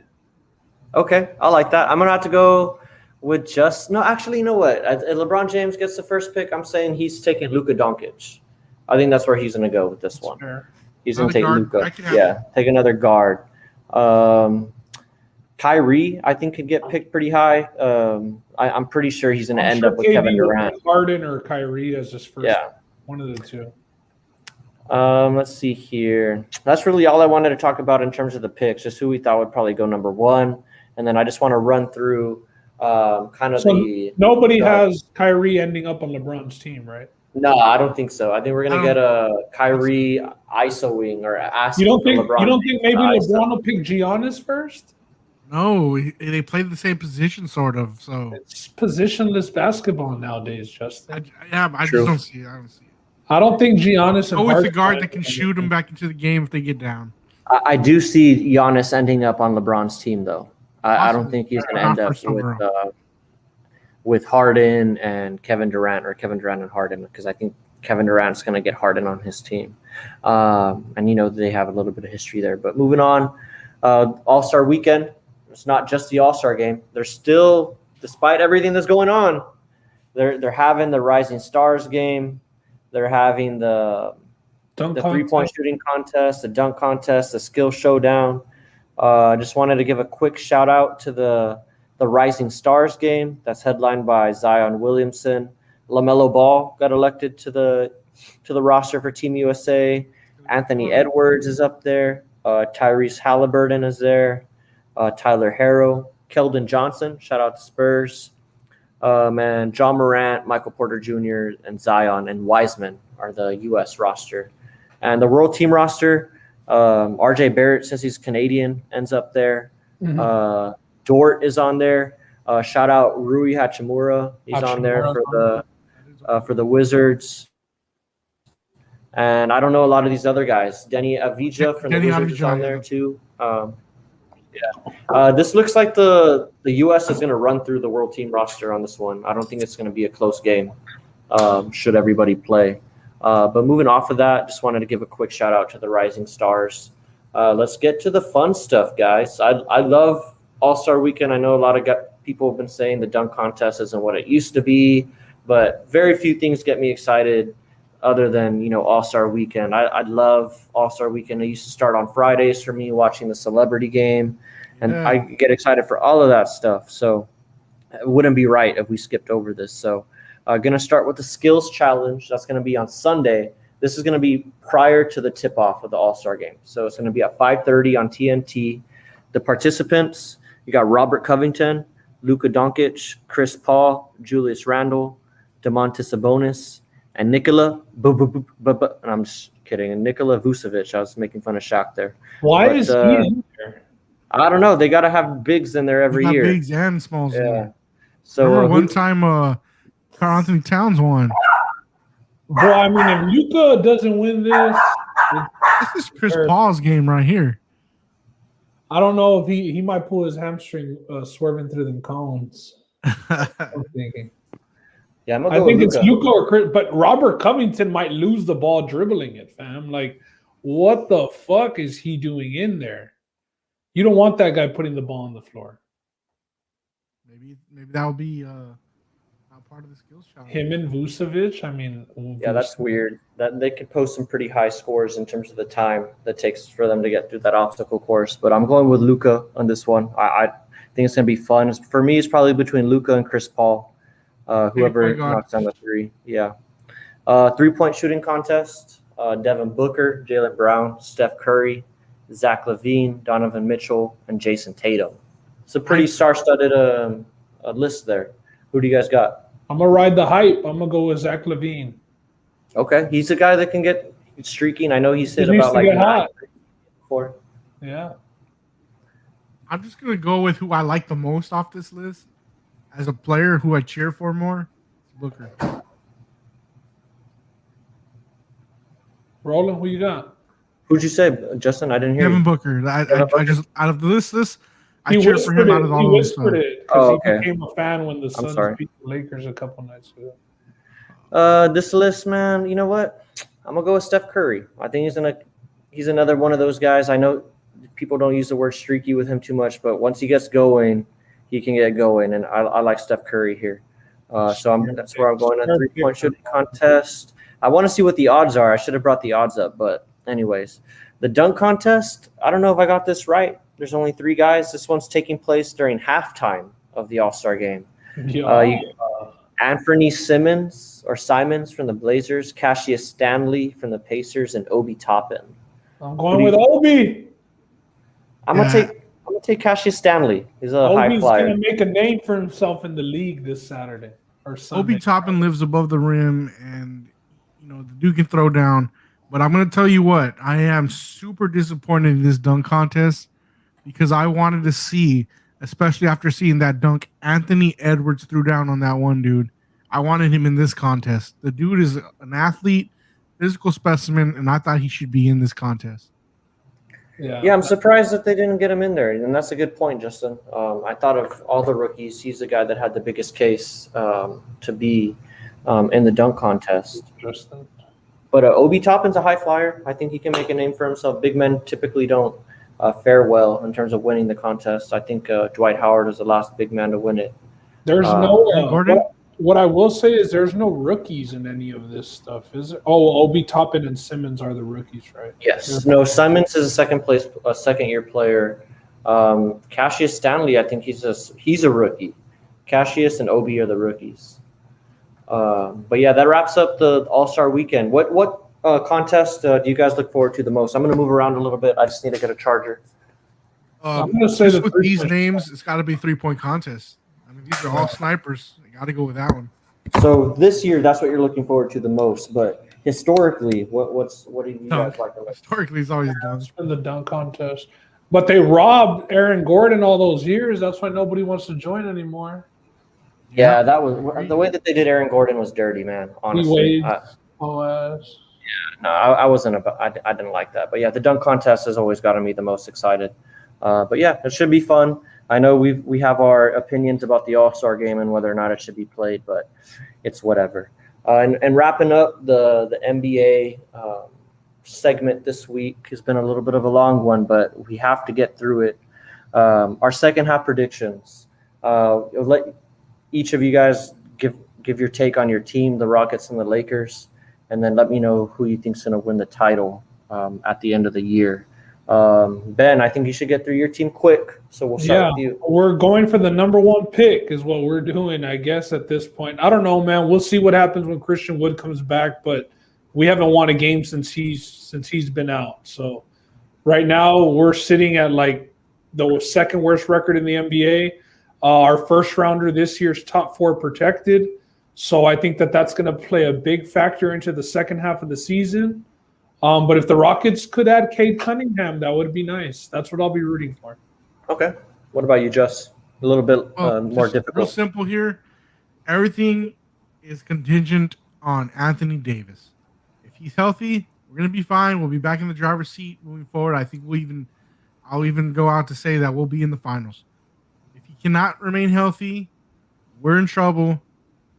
We'll still make the playoffs, but I don't see us with LeBron alone without Anthony Davis make it to the even Western Conference Finals. It seems like that Vegas and the odds makers still think the Lakers are going to get Anthony Davis back because they're still the favorites per DraftKings at least. They're plus 250, which is the shortest odds of everybody.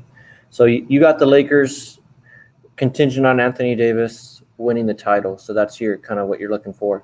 For me, of the Spurs, I just want to see more of the youth. You know, the youth guys have really taken the handle with the minutes that they're getting this year. One guy in particular I want to see play more, and that's because I've picked up some of his cards recently.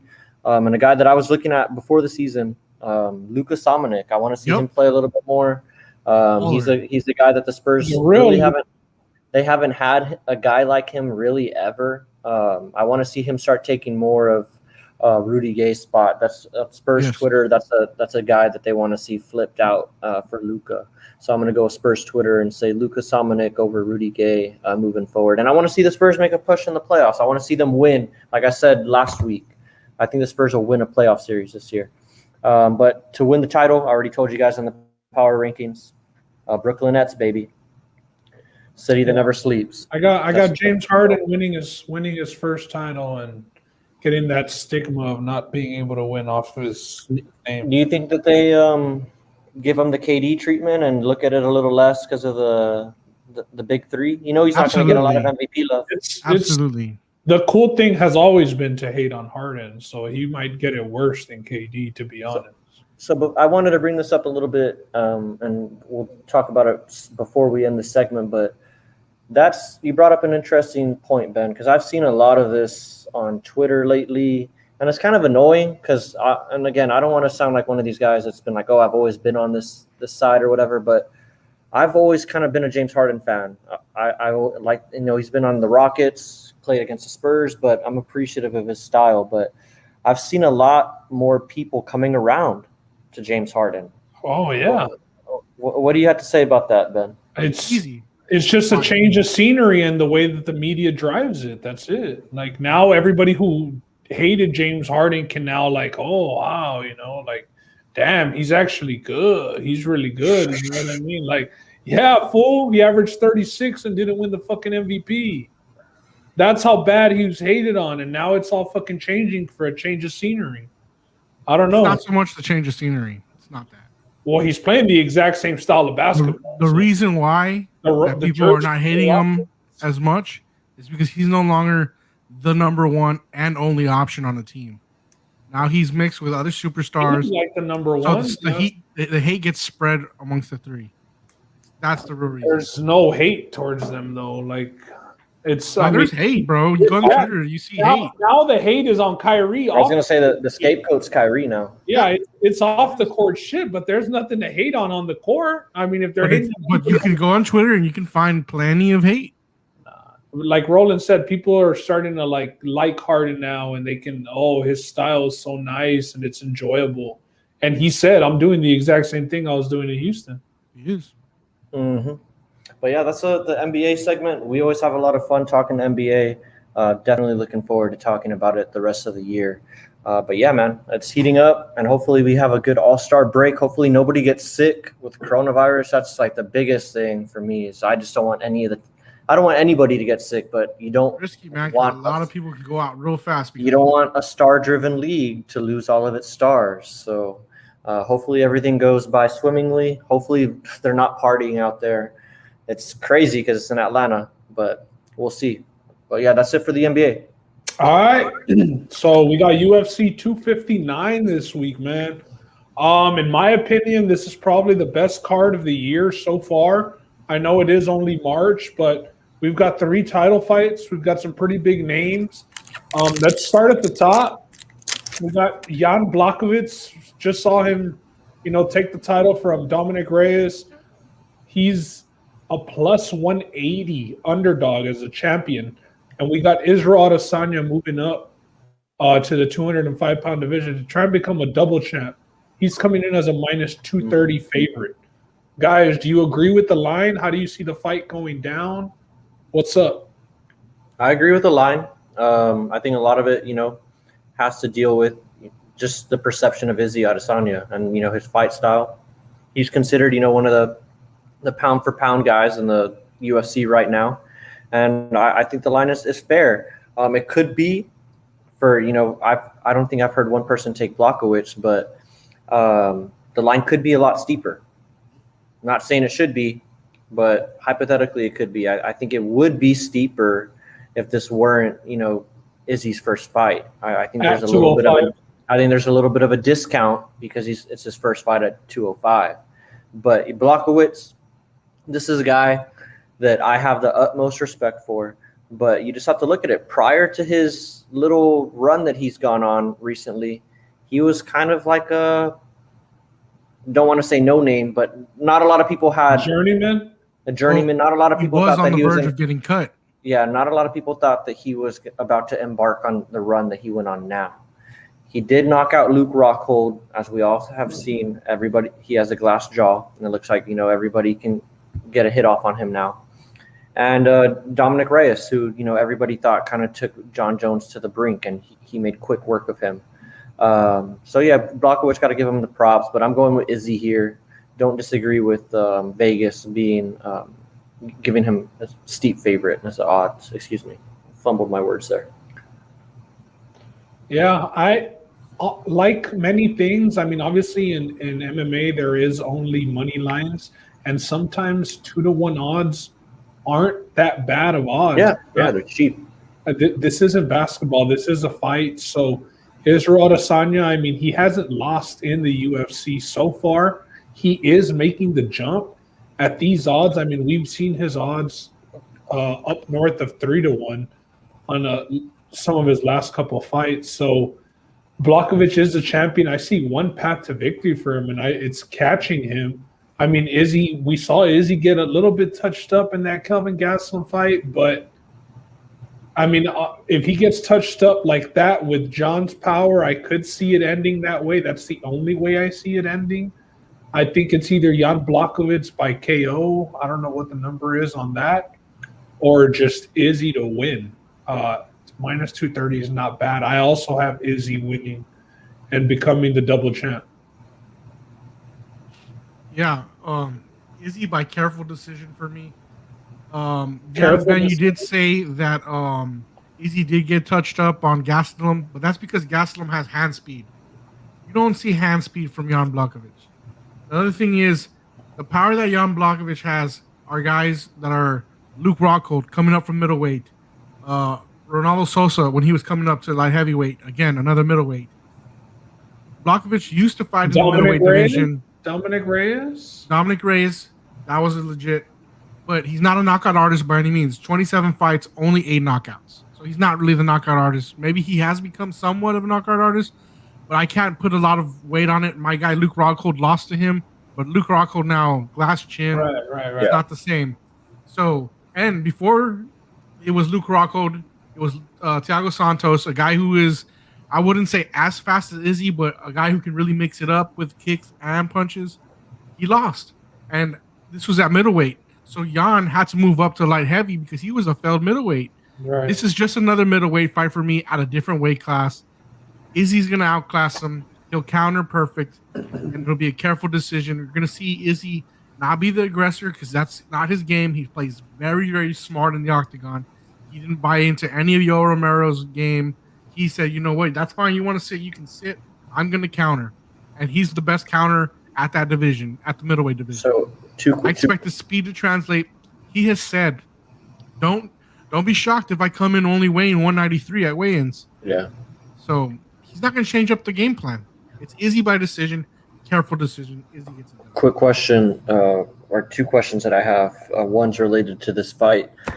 Just have to ask because it's MMA. Do you guys see the fight going to the ground at all? Or is it just going to be straight kickboxing match? I don't see it getting to the ground. Okay. And Izzy's takedown defense has been so good. Even when they've tried to take him down, I just don't see it.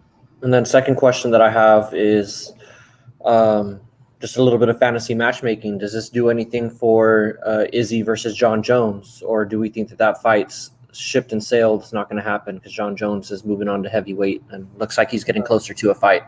If you see Jon Jones right now, the dude looks like he's almost ready to make 250, 260. The dude's not coming down again. Yeah, his body's too far gone at this point. And that's another thing, Roland, that I do have a problem with Izzy. Is he's a little bit of a cornball for this one. Because he said, give me 2 years before I can go up and fight Jon Jones. When Jones leaves the division, he's going up light heavy. That's cornball stuff to me. I'm just not an Izzy fan. I did name him Fighter of the Year for us when we had those awards, but I'm not a fan. just got to put it out there. I'm a little bitter about this fight. I know you all didn't like that I was a little negative towards this card, but I just don't get hyped for Izzy. I just don't. I'm sorry. I mean, it's not like my pet Rock has more personality than John Blachowicz. It's hard for me on this one. Yeah, but it's not like his fights are boring. No, they're not boring. They're not. So, his personality off the cup when he talks, I'm just not. Yeah, his personality rubs me the wrong way sometimes. But I mean, he's a polarizing figure. Like he's a guy that you're either gonna love or you're gonna hate. But I don't think he's ever going to fight Jon Jones. I think that ship has sailed. I do agree with Justin. I do think his call out tactics are a little questionable, considering he may have had a chance to already go up. But he's good at playing the game, man. Yeah, he's good at he's an internet guy. He's an internet guy for sure. It was timed perfectly, and he knows. And you know what? He knows he can rock on the kid because people do like the kid. He could be the next biggest star. It's just not my cup of tea, but it's tea for everybody else, Yep. Yeah. Well, anyways, so we're all on Izzy. We're all on Izzy to win there. Let's see if he gets it done inside the distance. But up next in the bantamweight, we've got Peter Yan, the champion, minus 115, fighting the Funk Master, Aljamain Sterling. I know he's a friend of the podcast here. Plus 100, so about even on Sterling. What do y'all think? I know that we've been looking forward to Sterling getting his title fight for quite a while here on the podcast. How do y'all see it playing out? Justin, you go first on this. I like, again, this is a hard pick for me. I'm picking Aljo just based on I like the kid so much. I want to say the odds have moved since we posted the odds. I want to say it's not exactly even, but it's minus 110, minus 120 as the current line stands. Peter Yan won the belt off of Aldo's fight. That fight, like Ben mentioned earlier, was 2-2 going into the fifth, and that was on Aldo's losing streak. Yeah, only way Yan has one path to victory, knockout, and Aljo has a lot more paths. Give me Aljo's speed. You can't see what you can't. You can't hear what you can't see. Give me Aljo. I'm going with Aljo too. This is a guy that Ben said friend of the podcast, not really, but we're all Aljo guys here. We all like him. On and out and in the octagon, whatever you want to call it. Good guy. He has his own podcast, fun listen. But yeah, like Justin said, he has a lot more passive victory. His striking has been getting better with each fight this past. And the one thing that I do want to call out, and Sterling called it out a lot too, is Peter Yan's resume for being a champion, or his build-up to being a champion, is about as weak as it gets. Like you just look at his past 3 fights compared to Sterling's past 3 fights.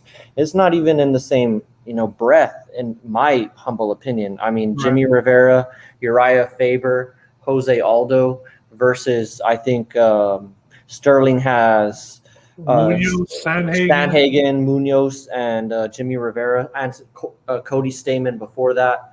So, I mean, Aljamain Sterling is a guy that's been waiting for his opportunity, may have not gotten his opportunity before because of his name, doesn't have as many Twitter followers as some other people that have gotten a shot. But with this last victory, Dana White had no choice but to give this man his title shot, and he's going to get it done.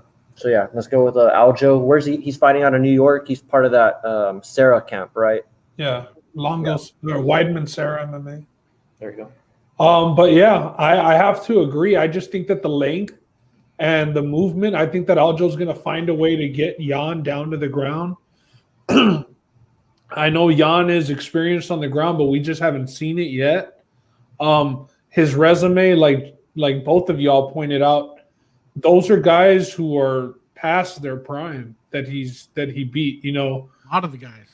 A lot of the guys. And Aljamain Sterling is in a really good groove. It seems like he's really honed himself and come into himself. And I would say that right now he's in his prime and he's peaking, and he's wanted this title for a while. I think that it's time for Ray Longo to have another champion, after Chris Weidman. So I see it also, and I really like Aljamain Sterling in this fight. I like him to get it to the ground, and if not win a decision, I like him to choke out Peter Yan. And, something you guys think he can finish this within 3?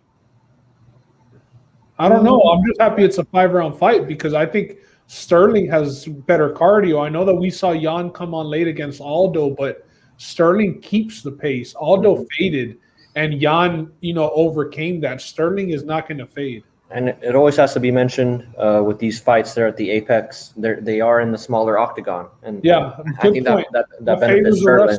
That favors the wrestler. Although it didn't favor Blades. It didn't favor Blades. Let's go. So we're all with Aljo, Aljamain then, right? Aljo. Yeah, and let's go Aljo, man. Let's get him a title. I think that he'd be a good champion, and I think that he deserves it. He's done it the right way. And up next, we got the GOAT of the females in the featherweight division. So this is 140. I think so. Yeah, she's defending the 140 title. Amanda Nunes. I know a lot of people said that would go away after the Cyborg fight, but they figured a way to keep her the double champ at all costs. So Megan Anderson is up. Megan Anderson, we saw her. She started off at 135, then they opened up this other division, and she jumped in there. A stand-up fighter. I'm just gonna be quick and simple. I'm gonna go first here because I don't have much to say on this. But I expect Nunes just to get her to the ground. I mean, she's a minus 1,000 favorite. I expect her to get her to the ground, maybe not beat her up so fast because Megan Anderson has long-ass limbs, very long limbs. Mm-hmm. So I think the over is worth a look because Nunes usually either smashes or lets it drag out. I think the over on this fight's at 2.5, if not 1.5. I think that's worth a look. I think that Megan Anderson can take a beating for a couple of rounds, work off the fence. Nunes is going to win. I don't know if she finishes. Maybe late in the 4th or 5th, Anderson just kind of gives up. But I don't see much resistance. But Nunes will have to get her to the ground. We saw Jermaine Durandamy keep it standing and actually give Nunes some comp, touch her up. Yeah, it looked crazy at times. Getting into the ground is going to be the biggest thing, and Megan Anderson hasn't stopped people from getting her to the ground is another thing. Yeah, I'm going to go quick on this one too. Amanda, the Lioness, Nunes, I mean, she loves being a champion. She puts in the work. She's, a champion's champion. She knows what it takes, and she doesn't want to give up that belt at any costs. I like Amanda Nunes, but I do think she's going to be on the drag it out side. And I think this fight's going to go to the over. I think Megan Anderson's limbs are long enough to make her, question it a little bit. Like Ben said, she stood up with what's her name? She's a difficult name for me to pronounce. Jermaine. Yeah, Jermaine. She stood up with Jermaine, had a little bit of trouble there. I think she's going to be a little cautious with this one. But, yeah, she's a minus 1,000 favorite for a reason. Amanda Nunes wins this one. And I wanted Justin to go last on this one because we all know this is his girl right here. So. Let him take Megan Anderson. I'm a big fan of Megan Anderson from the Instagram perspective, but this fight's not for her. She has 2 losses, Felicia Spencer and Holly Holm, which Amanda took care of pretty easy. Felicia Spencer and knocked out Holly Holm. Amanda hasn't had a knockout her last 2 fights. She struggled with Jermaine a little bit as far as being tough and be able to take those punches. I can see Megan lasting and taking this to decision. But this is Amanda all day. I just don't have one path to victory for Megan at this point. Even if she caught her with her best punch, we've seen that Amanda can take some good strikes with Cyborg's hits, and it didn't really affect her. Cyborg's definitely a more power puncher than Megan is. So, Megan, give me Amanda 10 times out of 10 on this one. All right, well, let's move on and find. That's 3 fights, all been for titles. So still on the pay-per-view, Islam Makhachev minus 360 against Drew Dober. Dober plus 275. Drew Dober, a guy that I enjoy watching fight. He likes to stand and put on a good show. He stays coming forward. He was actually scheduled to fight Carlos Diego, but the fight ended up getting scrapped and they got booked new opponents, and this is where he ended up. So we got the Russian against, Dober, the puncher. Do you all think that Islam Makhachev is going to have any trouble getting Dober to the ground where he wants it, or how do you all see it playing out? I don't think he's going to have much trouble. Islam's one of those guys that seems to, whether it's by relation to Khabib, or not, but he just seems to be one of those guys that's catching a lot of hype in the UFC. A lot of people seem to think that there's not a lot of holes in his game. I don't think we've seen a lot of holes in his previous fights. And I was going to say that this is a step up in competition going up against Drew Dober, but I think Drew Dober's not, I wouldn't call this levels, right? Like we're going to get a real litmus test on Islam. I just think it's a tough matchup. Drew Dober is a good fighter, but I don't think Islam's going to have much trouble. This guy's all around, AKA. I like him a lot. Justin, Islam Makhachev's last loss was October 3rd, 2015 on the DC and Gustafsson card. Adriano Martins. He got KO'd by Adriano Martins. And I'm sure, I don't have much of an idea who Adriano Martins is. To be honest, maybe if I saw a picture of him, I would be able to tell you. But that's not a guy who is known for KOing people. He's not in the UFC anymore. Yeah, maybe just caught him with the right punch. And also, the one thing I will say about Islam is this. I know, Roland, you said it's a step up in competition for Dober. Right? Am I correct in that? I said it was like a step up for Islam, for potentially both of them. I think it is for both of them. I think they're each other's best guy that they fought. I agree, because there's not many notable names on this win streak that Islam Makhachev has put together. Nick Lance, Gleison Tebow, Cajun Johnson, Arman Sirkani, David Ramos. It's nobody notable. Chris Wade. I would say Gleison Tebow is notable. He took Khabib to decision, and some people that's what he's notable for. But you can't. Some people thought Khabib had lost that one, actually. Yeah, but that's what Tebow is notable for. Makhachev, rightfully so, the favorite, because I think that he's going to be able to get the fight to the ground. But I really do hope that Dober can catch it, man. I don't like Dober's chances in this fight. Last big name coming out of the fight for him was Alexander Hernandez, and I say big name just because there was a lot of hype around his name. Yeah. Not a real proven fighter. What a crybaby that guy, bro! What a DC's very high on Islam. He even went to go ahead and say that they think Islam is the best wrestler out of all the Eagles MMA guys, which I didn't know. I thought it would be Khabib. They're higher on Islam's wrestling. So if Islam gets to the ground, which I suspect he will, it's 9-9 for Dober. Yeah, Khabib's in the corner. So, that's going to be in the game plan. Yeah. Dober's a tough guy. Maybe Makhachev by decision.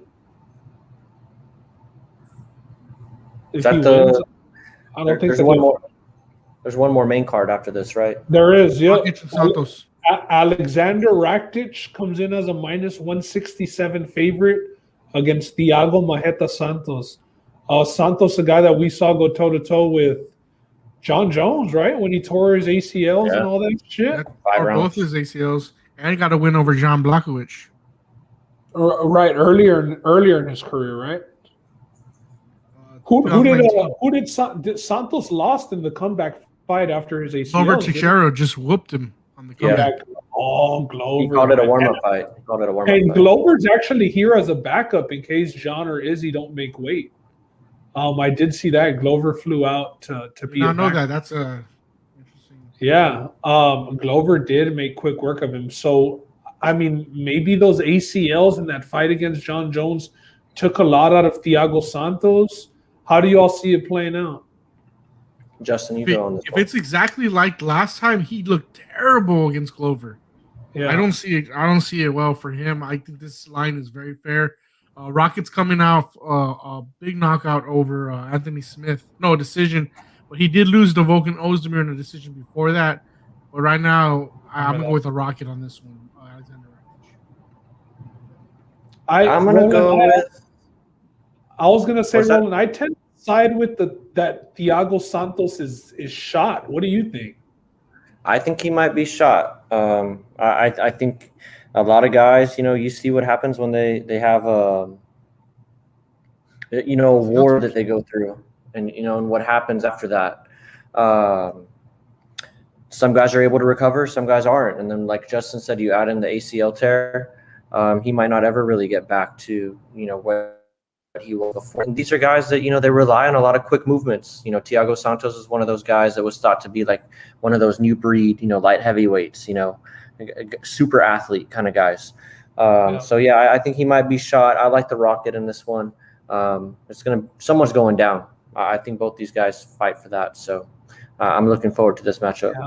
I worry if Rakic doesn't get him out of there early because Thiago Santos has more experience. Although it is a 3-round fight, I think Rakic can at least win 2 out of the 3. So I'm going to go with Rakic as well. But it should be a good fight. That's a test for both guys. Because if Santos does lose this fight, I think it's safe to say that any title aspirations or comeback that he had are shot. So that's actually wrapping up the pay-per-view card. So in the prelims, guys, Dominic Cruz against Casey Kenny. Dominator, baby. Yeah, and the Dominator's coming in as an underdog partner, plus 110. Casey Kenny minus 137. Casey Kenny, a guy who kind of models his style after Dominic Cruz, tries to bop around and move and get in and out. Decent. I mean, I would say offensive wrestling. When he tries for takedowns, semi-effective. He does get taken down easily. I haven't seen Cruz try and take somebody down, in any of his recent fights. I know he doesn't fight too often. But weird to see Dominic Cruz not in a pay-per-view and as an underdog on the prelims to a guy who not many people would know who he is. Is Dominic Cruz shot, guys? Well, his body's been shot. Before 2020, his previous fight was 4 years before that, 2016, against Cody Garbrandt. Right. Then he fought Cejudo, and Cejudo with the knees. There's a little bit of argument on Dominic's part with Keith Peterson, the referee, saying, hey, I was still in that fight. I wasn't completely knocked out. I was moving towards my wrestling at that point. I can see why the line is the way it is, but I just can't give up on my guy because this is one of my guys. I got to go Cruz, man. I'm a Dominator fan. Not going to lie to you guys. I don't know much. I don't know much about Casey Kenny. I just know that he's favored over Dominic Cruz, and I can't stand to listen to Dominic Cruz anymore. So I'm just gonna let you guys know that's where I'm going with my pick. It's just so cringy listening to him talk. In the booth, people used to like to say that they used to like talking to him or listening to him talk. I personally think he just likes listening to himself talk. I don't think he's very good behind the booth. People try and say he's insightful, but I don't know. People said we're making fun of him for saying that McGregor was rope-a-doping Khabib when he was behind the booth against that fight. So anyways, I don't know. I'm not a big Dominic Cruz guy. I was even more turned off because he's still talking about Keith Peterson in fight week this week, and after what happened a couple of fights ago, it was his last time out. But it's just annoying, and just let it go. I'm going Casey Kenny here. Roland, and speaking about that, bro, like there's a Keith Peterson Twitter account going around. I don't know if it's real or not. Fake. But okay, it's fake. But he retweeted Dominic Cruz's quote about.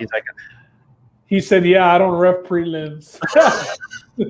That was insane, bro. I mean, you gotta give it up to guys like Dominic Cruz, who's like he's not afraid to give it up, right? Like he's very candid, right? He'll give you his true opinion. But for me, what I like about him, though, Roland, he's one of the most humble losers there is. Because every time he's lost, he wasn't very humble. He takes it well. No. Well, do you remember that? Everybody gets a lot of credit for the car brand. You're only remembered by your last performance, Justin. Yeah. Okay, and his last performance. I just made me holding on because I'm a fan. That could be. He sounded like a little hater. Listen, I hate the guy. I can't stand him behind the booth anymore either. Like Roland, I can't. But in this fight, I just don't think that Casey Kenny is going to outpoint Dominic Cruz. Okay. I don't think that he's fallen off this far. I really don't. And at underdog, if it was Cruz minus 137, then maybe I'd be having second thoughts. But as an underdog, hey, bro, if you can't beat Casey Kenny, it's time to call it a career. So I'll let it ride one last time with Cruz. Let's see if it's the last time. I'll go with Cruz. Another fight, Joseph Benavidez, another guy coming off fighting for a title twice, and now he's on prelims against Askar Askarov, fighting a dude with the same name twice, from fighting for a title to fighting Askar Askarov. I don't have odds on this pulled up, but Joseph Benavidez against Askar Askarov. This fight just seems a lot like the scenario in the Dominic Cruz and Casey Kenny fight. Does the up-and-comer just kick the old vet to the curb? How do y'all see this? I'm going to pull up the odds here. I don't think Joseph Benavidez is going to go out like that. I think he's got to get one more dub before he's ready to start marching on his way out of the UFC. So I'm going with Joseph Benavidez to get it right. I like Benavidez to win this one. His last two losses come to the same guy, like you mentioned, and they were just really bad knockouts. And one was a TKO off a sub rear naked choke, but that could have been a knockout too. He didn't taking his back off of it. He put up a pretty good string of wins before that. Some of the big names are like Henry Cejudo on there and Jesse Formiga. I just don't think the last two are indicative of what Joey B can still do. Give me Joseph Benavidez on this one. Yeah, oh, here we go. Best fight odds. I believe Askar Askarov is the favorite. He is the favorite, though, right? So the situation is oh, here we go. Benavidez plus 100, Askar Askarov minus 120. Fuck, man. Is Joe Benavidez gonna go out to Askar Askarov, bro? I feel myself contemplating the exact same decision I was making with the Dominic Cruz fight, and it's like always take the vet, always take the guy with the better fight IQ. So I'm at those odds, I would also go with Joseph Benavidez. But like Dominic, if you don't get it done here, buddy, that's it. You're cut off. Yeah, I think he's got one more stand. You're cut off. All right. Is there any other fights that y'all wanted to get into? Any other fight that y'all were looking for? Just real quick, I just wanted to throw out Ulberg. I guess that's one of the guys that they've been trying to build up out of New Zealand also. Israel Adesanya's teammate, correct? Yeah, he's fighting. He's a light heavyweight guy too, right? Yep, he's a light heavyweight guy. He's fighting against some guy, I can't pronounce his name, Najet Kuwu. He's a pretty heavy favorite at minus 250. But I know he's a guy that came out through the Contender Series. A lot of guys were looking for him to make some fireworks, and this is his first, I think, UFC fight, if I'm not mistaken. So Kennedy has a UFC fight. Carlos Ulberg doesn't. And I like Kai France. That's a guy that I'll be betting on Saturday. I like him in this fight. Yeah. You think he bounces back? They're both fighters, Kai Kara France and Rogerio Bontorin. Both of them are off of losses. Kai Kara France coming off that Brandon Royval loss, and Rogerio is coming off a Ray Borg loss. And we know Ray Borg, I think, is already out of the UFC as well. Yeah, I think France gets it done. I think he's in a good situation. And he's at minus 135, so there's some good odds on this card, man. Yeah, no, I like that. And Ben, is there any line that you see that you want to throw out, Ben? I'm not going to throw out any picks. I know I'm going to take France personally, but I don't have anything to recommend. I like Tim Elliott. Another guy, Tim Elliott, he's fighting against Jordan Espinosa. Tim Elliott switched camps. He's out with James Cross. And James Cross, it seems like you see him on every card now. He's always got a fighter in there. He's making Anderson's coach. Yeah, he's Megan Anderson's coach as well. Yeah. So he gives good advice in the octagon. I know that it's been said numerous amount of times. Whenever they get that camera in the octagon during one of his fights, he always seems just to know how to make his fighters chill and use that corner time as an actual break and not be racing through. Tells them the right thing. So Tim Elliott's a guy who's in all of his fights has had his opponent dead to rights, and then he seems to just not be able to finish it and then veers off because his mind was just set on finishing and he doesn't finish, and it kind of just breaks him for the rest of the fight. So now under Tim, this is his first fight with Krause. I like the odds on him. You can get up to plus 100 on him, so straight up even odds against Jordan Espinoza, and Espinoza's a guy who hasn't beaten anybody notable. So I like the odds there on Tim Elliott. I like Aljamain Sterling a lot, man. I like the reach advantage. I like the fight IQ. I like the strength of schedule. I'm not saying Peter Yan isn't a beast, but Peter Yan hasn't faced anybody like Aljamain Sterling. Aljamain Sterling has faced people like Peter Yan. He just beat Pedro Munoz. Yes, Peter Yan might have more power than Pedro Munoz, but he did work on Pedro Munoz. Aljamain Sterling is smart. I think he's going to figure out a way to get it to the ground. And if not win a decision, he might get the choke. So I do like Aljamain Sterling a lot in this card. Nice. I don't like that Tim Elliott pick at all. You don't? I don't. I think he's a close to 500 fighter. He's fighting but look at the guys he's been fighting. Look at the guys he's been Brandon Royval, Davison, Figueroa, killers. Mighty Mouse. He beats guys that are not that great, but I just wouldn't be confident in this pick. Is this guy great? No, but I wouldn't be confident in this pick. Yeah. Well, I like Sterling a lot at those odds. Guy with more paths to victory. Guy that wants it. Strength. And we've seen the title change hands often, man. Yeah. We've seen the title changing hands often. So I like Sterling, and then if you're feeling crazy, I mean, lay a couple of bucks on Izzy, because as Ben said, at those minus 200. If you've had a good night, yeah, it's not that crazy. So I think there's some parlays that you can do here that I just feel real confident with. And maybe I do Izzy Islam easily. Maybe Ben will throw out some picks on the Twitter page on Saturday night. So we'll be looking out for that. Where are you all watching the fights, dude? Do y'all have plans for the fights? No, I don't have any plans. I might hit you up, Ben. All right. Yeah, I got Mike and Bull driving into town for the fight, so we're gonna have the pit going. We're gonna have the dunk contest on one TV and the pay-per-view on the other TV. I'm looking forward to Saturday, man. Just got to get by tomorrow's work day and put a body after that. Weekend's here, baby. The weekend's here.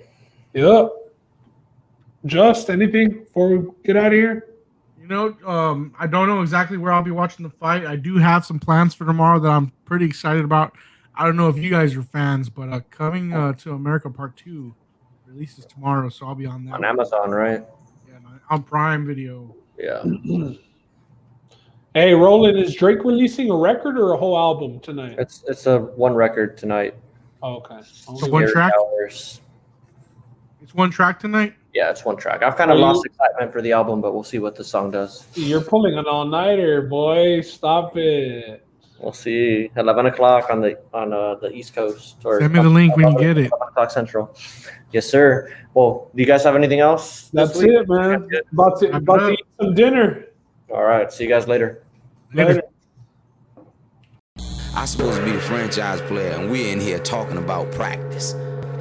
I mean, listen, we talking about practice. Not a game. We